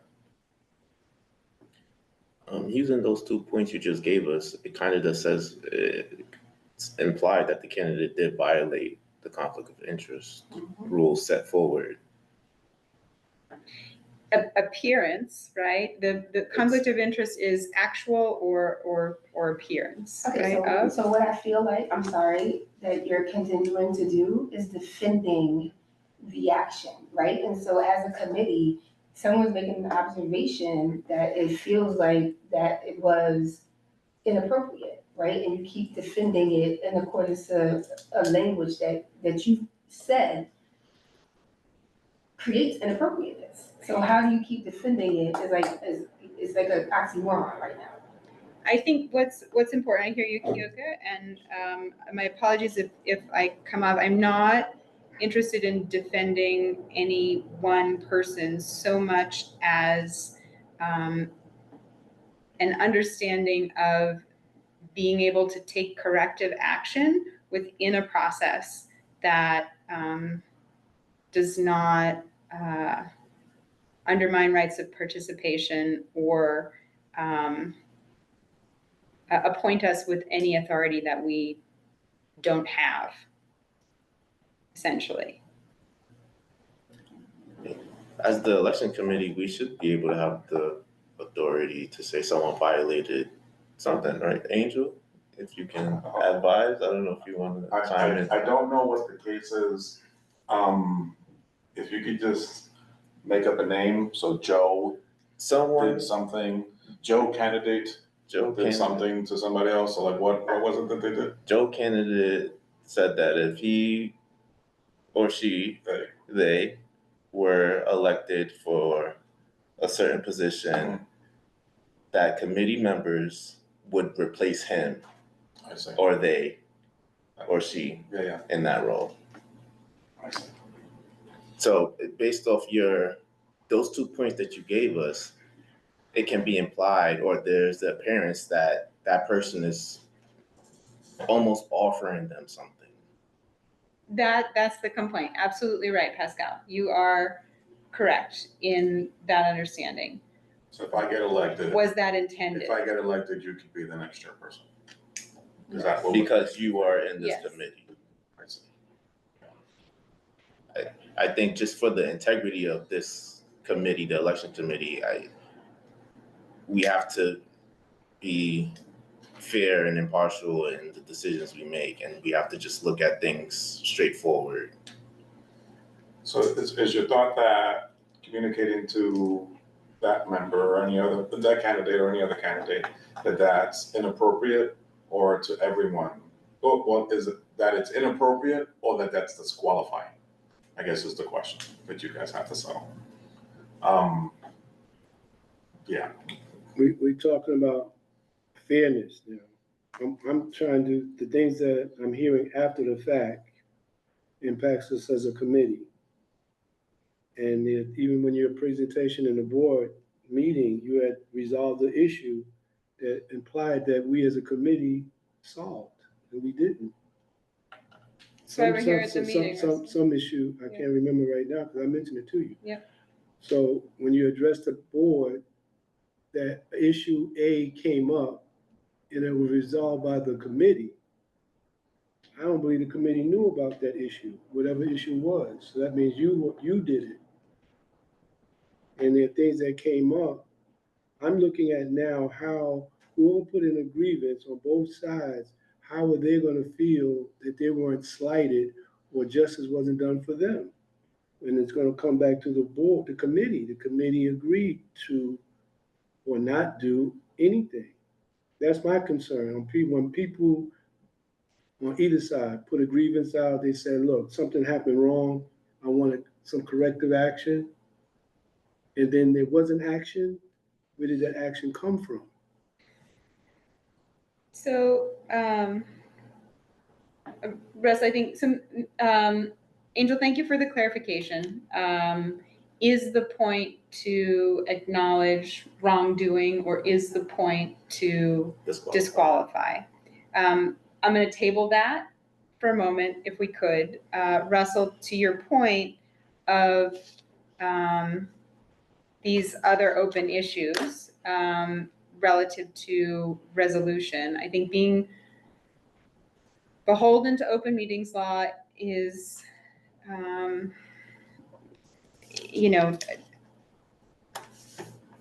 this is a difficult process and nothing is perfect. So that being said, I know I've done my very best to be fair, transparent, consistent, inclusive, engaging, respectful of committee members, of candidates, of board history, of what we're charged with doing, and maintaining integrity in that process. Does that mean everything has been perfect? Absolutely not. Russell, I believe, so just to the second point, first being the issue that occurred at Human Services, second being Nye's email about the election process and electioneering, third being Sage's complaint about optics, and Adem's kind of counter complaint that the change happened. I think Nye's complaint was dealt with. I don't even know what Nye's complaint is. I believe you were copied. I don't know what it is. Nye sent a note that she had Spell it out. received some electioneering communications, and I responded, I'm sorry to hear that, and we will make an announcement at full board, which she responded, thank you, and we proceeded with What is those. her complaint in English? That she had received a lot of phone calls over the weekend or something. She Well, didn't no, that's say true. more than that. She was non-specific in her complaint, and I apologize that she experienced something unpleasant immediately. And So we can't be vague with the committee. She got calls from committee members, nominees. I didn't ask for specifics from Nye because her issues seem to have been resolved through simple customer service response. I'm sorry to hear. What does that mean? So you talk in broad terms, and I'm not sophisticated. So I want English terms where the layperson new to a process will understand. Because we got to communicate this to other people. And if I have to communicate this to other people, I know they won't understand. So Nye had a complaint. Had a complaint. Somebody called general- after hours. No. Okay, Nye's complaint was generally that there was that she had experienced electioneering activities, period. Keoka said most people don't understand what electioneering is. So what does that mean? In responding to Nye's specific complaint about having had electioneering activities that she expressed as being somewhat unwelcome. Someone asked Nye what? Someone called her, emailed her, texted her, what? Russell, there is no specific complaint. So what is she complaining about? That there has not been an announcement about electioneering decorum. That's why an announcement was made. Sorry, Angel, for being, I'm lost. Someone called her to solicit votes, her support for a position, and she had no idea that this person was nominated and that the election process was on the way or something like that. That's what I'm asking her to say. But so Pascal, is that information that you've confirmed with Nye? That's the information I got from you. Right now, here today? Yes.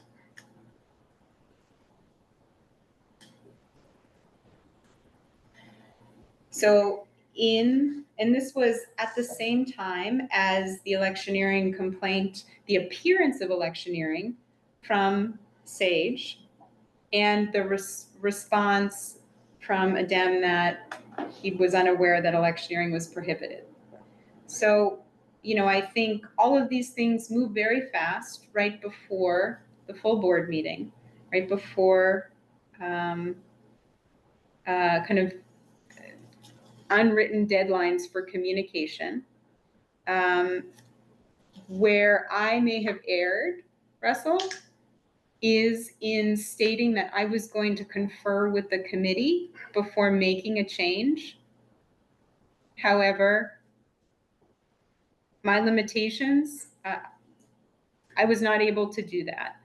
I erred on the side of caution by making a change in the information that was provided, not because I don't agree with fact and sharing fact and being transparent, but because I wanted to ensure that there was not an appearance of electioneering.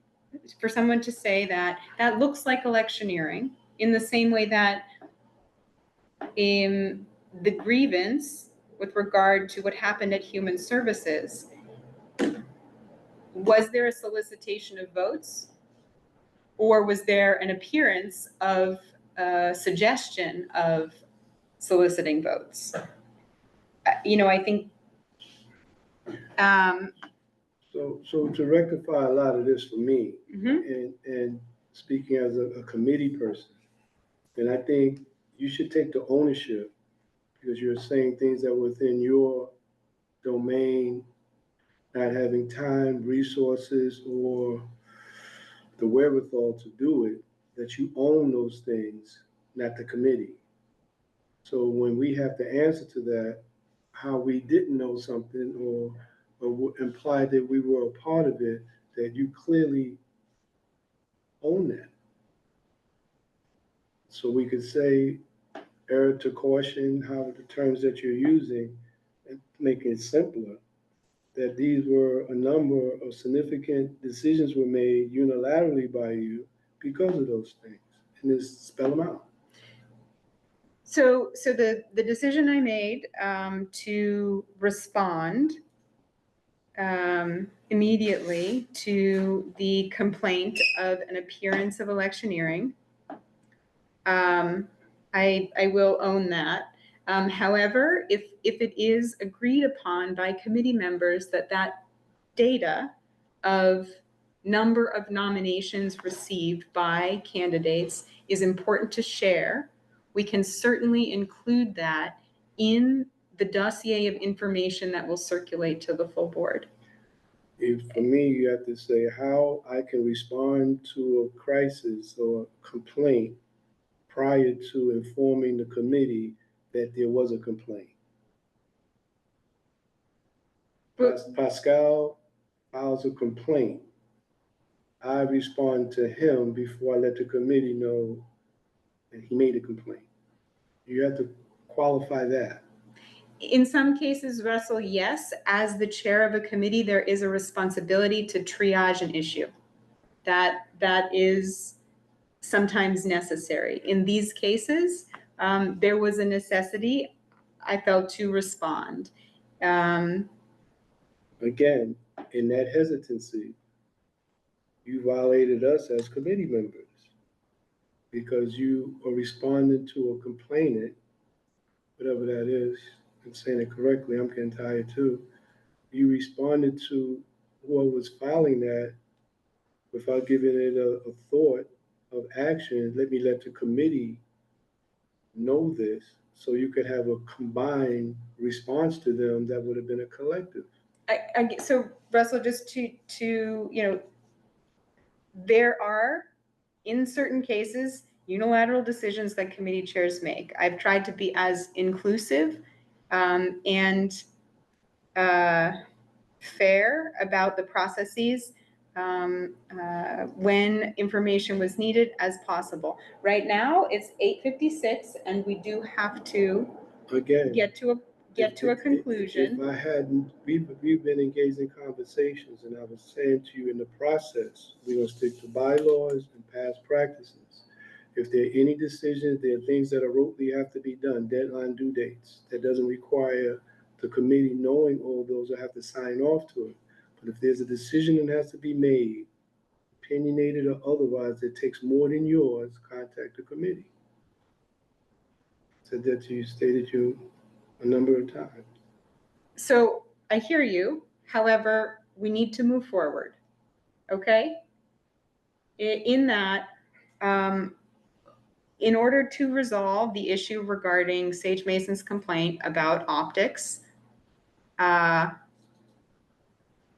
electioneering, with regard to information that the committee was publishing, I'm going to suggest a resolution to that being, just hear me out, Russell, if you could, being that we publish that information, the number of nominations received by each candidate, with the candidate materials that will circulate to full board. The information will be provided transparently and factually, along with other considerations that members can review prior to casting their votes, avoiding the appearance of electioneering. And maybe I'm confused, but avoiding the appearance of electioneering when publishing that list. Publishing the list is our mandate. The additional information included on the list is not part of our mandate. The additional information included on the list arose as another result of a complaint. So erring on the side of caution, removing the information, however it happened, and I do hear you, Russell, however. But again, we're here as a committee. I'm not saying that. I'm saying whoever made a complaint against someone, is it fair on both sides? How do we as a committee make it fair on both sides? It's not. So the way we make it fair is what I've just proposed, that we publish the information in the appropriate way at the appropriate time.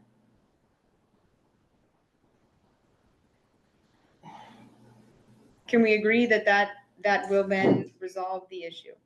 The information will be available to all board members. There's no lack of transparency.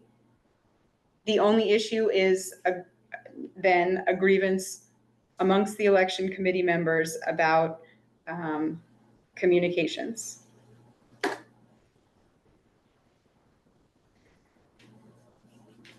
Any objections to including the information on the candidate materials when they circulate to the full board as a resolution to that issue? No objection, this is for me. No objection. Okay.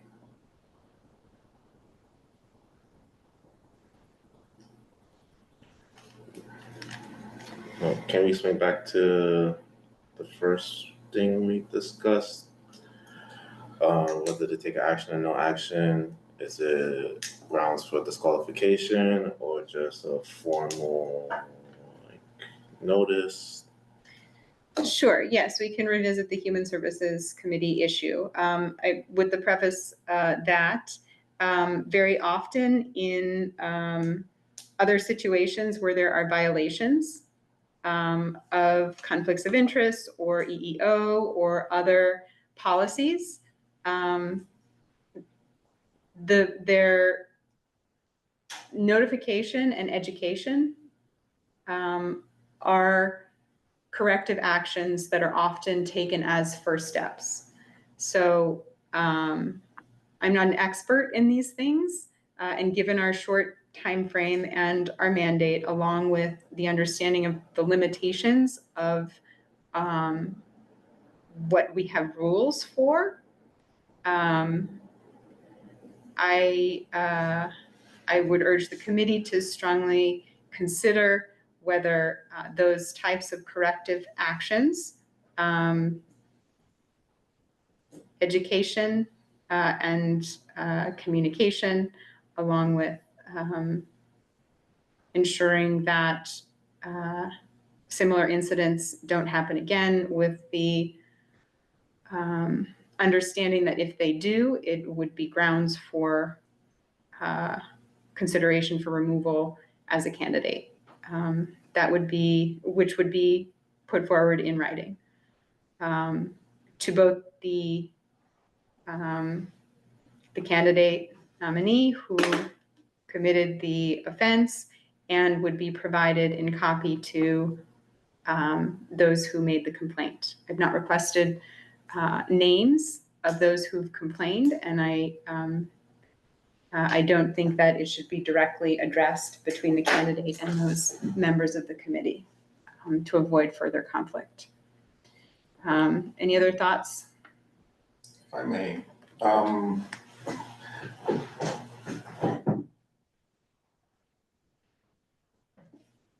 I'm agreeing with you, Jessica. When it comes to something that's being mediated or judged or whatever, if there isn't a clear rule saying you cannot do this, you can have an opinion that perhaps that isn't the right thing to have done, but if there isn't a rule prohibiting that from being done, then you can't judge that person on that specific rule. Like, in other words, if the law is silent, right? I'm saying you, not you, I'm saying generally you. So in this case, I think that the appropriate course of action is to inform that person that that's, that if you all agree that that behavior is, is not advisable. And then, since you're also having a conversation about going forward, perhaps a note to the next elections committee that this is something that they can consider. My advice to every elections committee the whole time I've been here is to keep it as simple as humanly possible, because no matter how well-intentioned you may be with trying to be more kind of creative, when it comes to elections, when it comes to politics, people's most petty urges come to the fore. If I may offer an opinion, the complaint about publishing the number of nominations for a given candidate, in my opinion, is petty. The bylaws don't say that. The bylaws say you're required to say Joe Smith is a candidate for treasurer. That's it. It's not Joe Smith was nominated by 75 people. I could make an argument, one could make an argument, that publicizing the list of Joe Smith with all his with all the nominations that came in for Joe versus his competitor only being nominated by a person is a form of electioneering. And electioneering being any process that's done for the purpose of moving forward an election and trying to gather votes.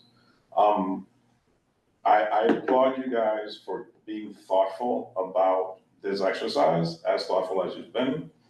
I always caution people from joining this committee because it's a trap. Every time. And it's unfortunate because when it comes to this, you know, like electioneering is a broad term that could be descriptive of many, many different actions. And unfortunately, when it comes to these things, there's a bunch of different actions that people have demonstrated historically, not just this year. And they get very creative in how they can frustrate this committee and frustrate the board, all for not really much purpose other than raising people's blood pressure. At the end of the day, you're running for an office of a board, and congratulations for putting yourself up, and congratulations for winning it, and the best of luck in doing the job. Doesn't mean you have to go through all this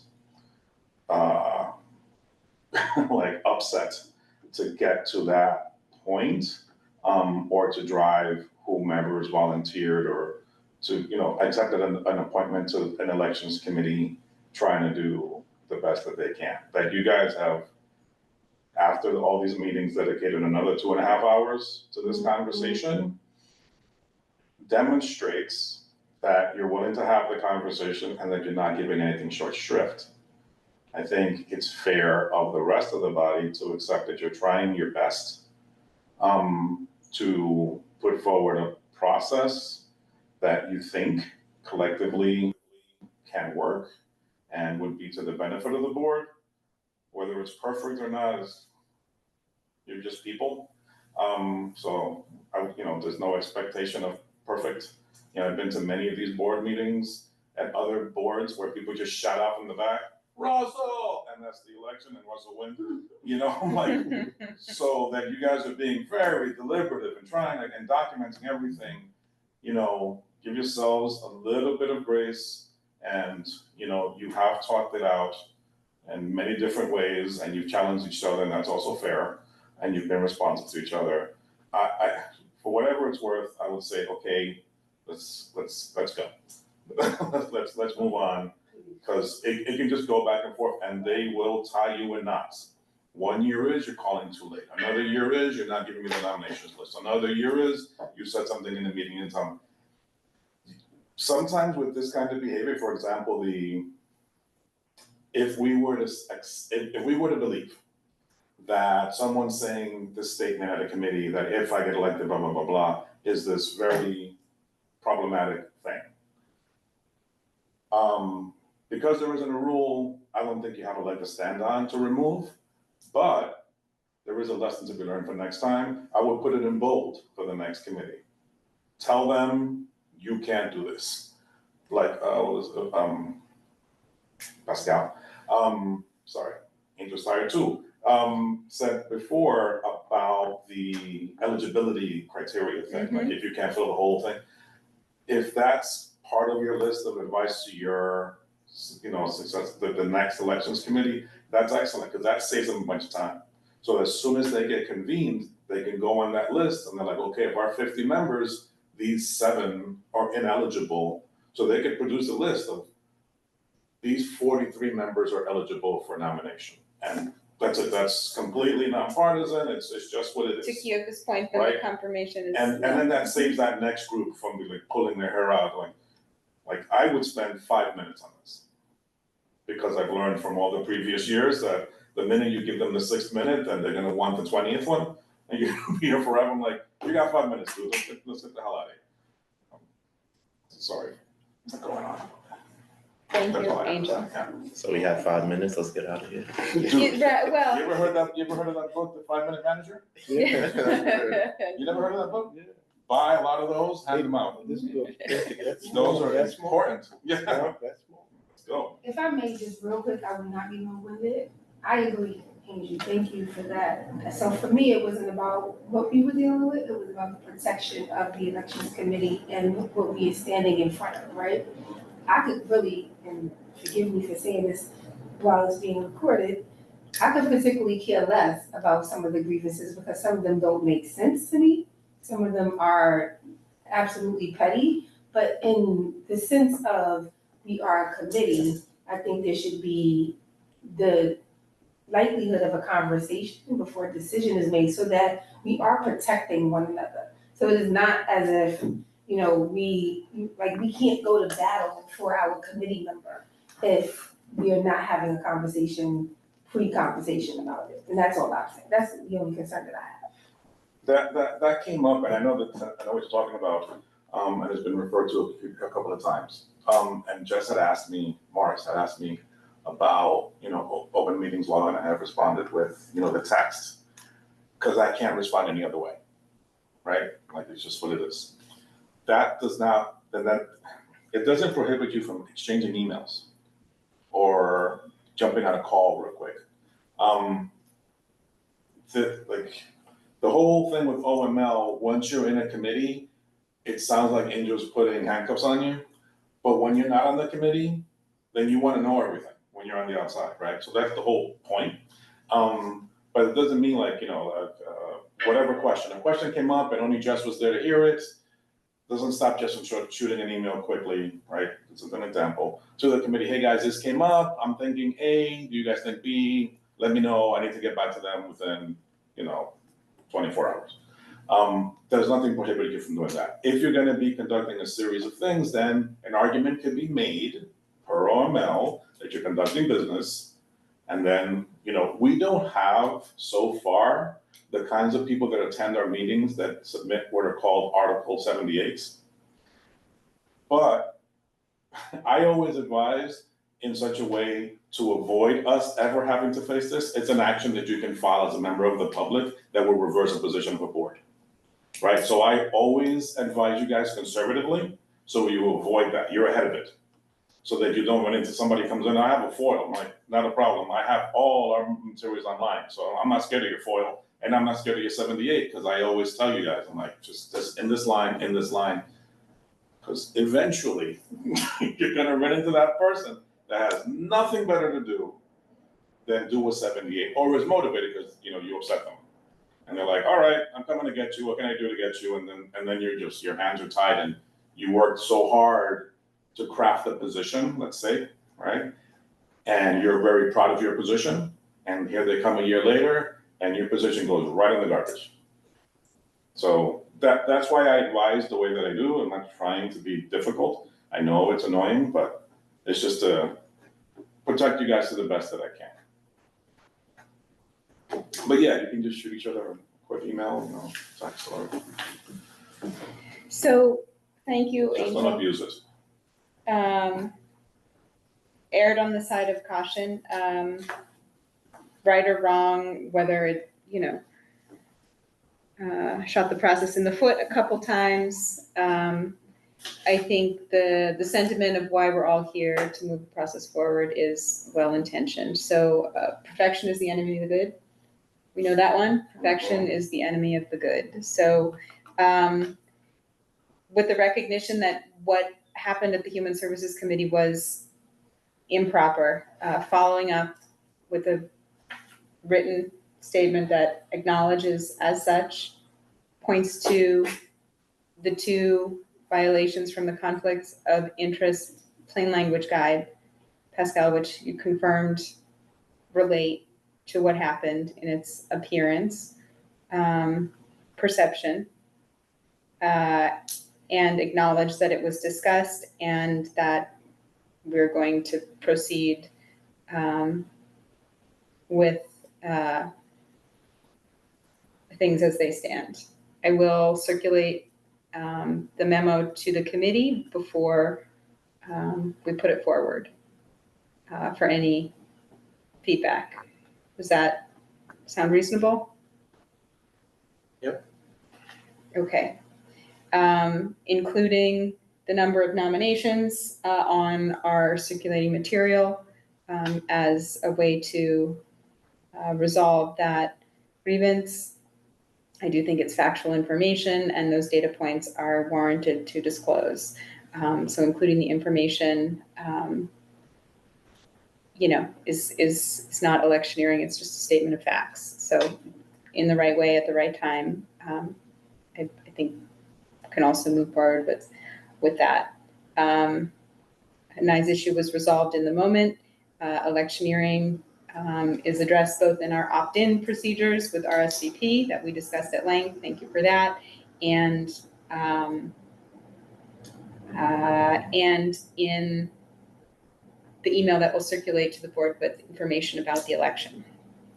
That being said, I would like to have an elections meeting in December to debrief and codify some of what we take away so that we can collectively put that forward to the next elections committee intentionally. We don't have to set a date now, but hopefully we can get enough quorum in the room to do that. Thank you very, very much for your time and consideration. Angel, will you call the roll? Yes. Yes. It's 10:30. Yeah. Oh, I was talking now. You've been talking this whole time. John Green. Yeah, safe travels, everybody. Thank you, John. Yeah. Keoka, Yeah. Jessica, Here. and Russell. Yeah. We have Trying to one. be here. Keoka, don't run. I have a question for you. All right. I'm only seeing the 1 minute manager. It's called 5 minutes.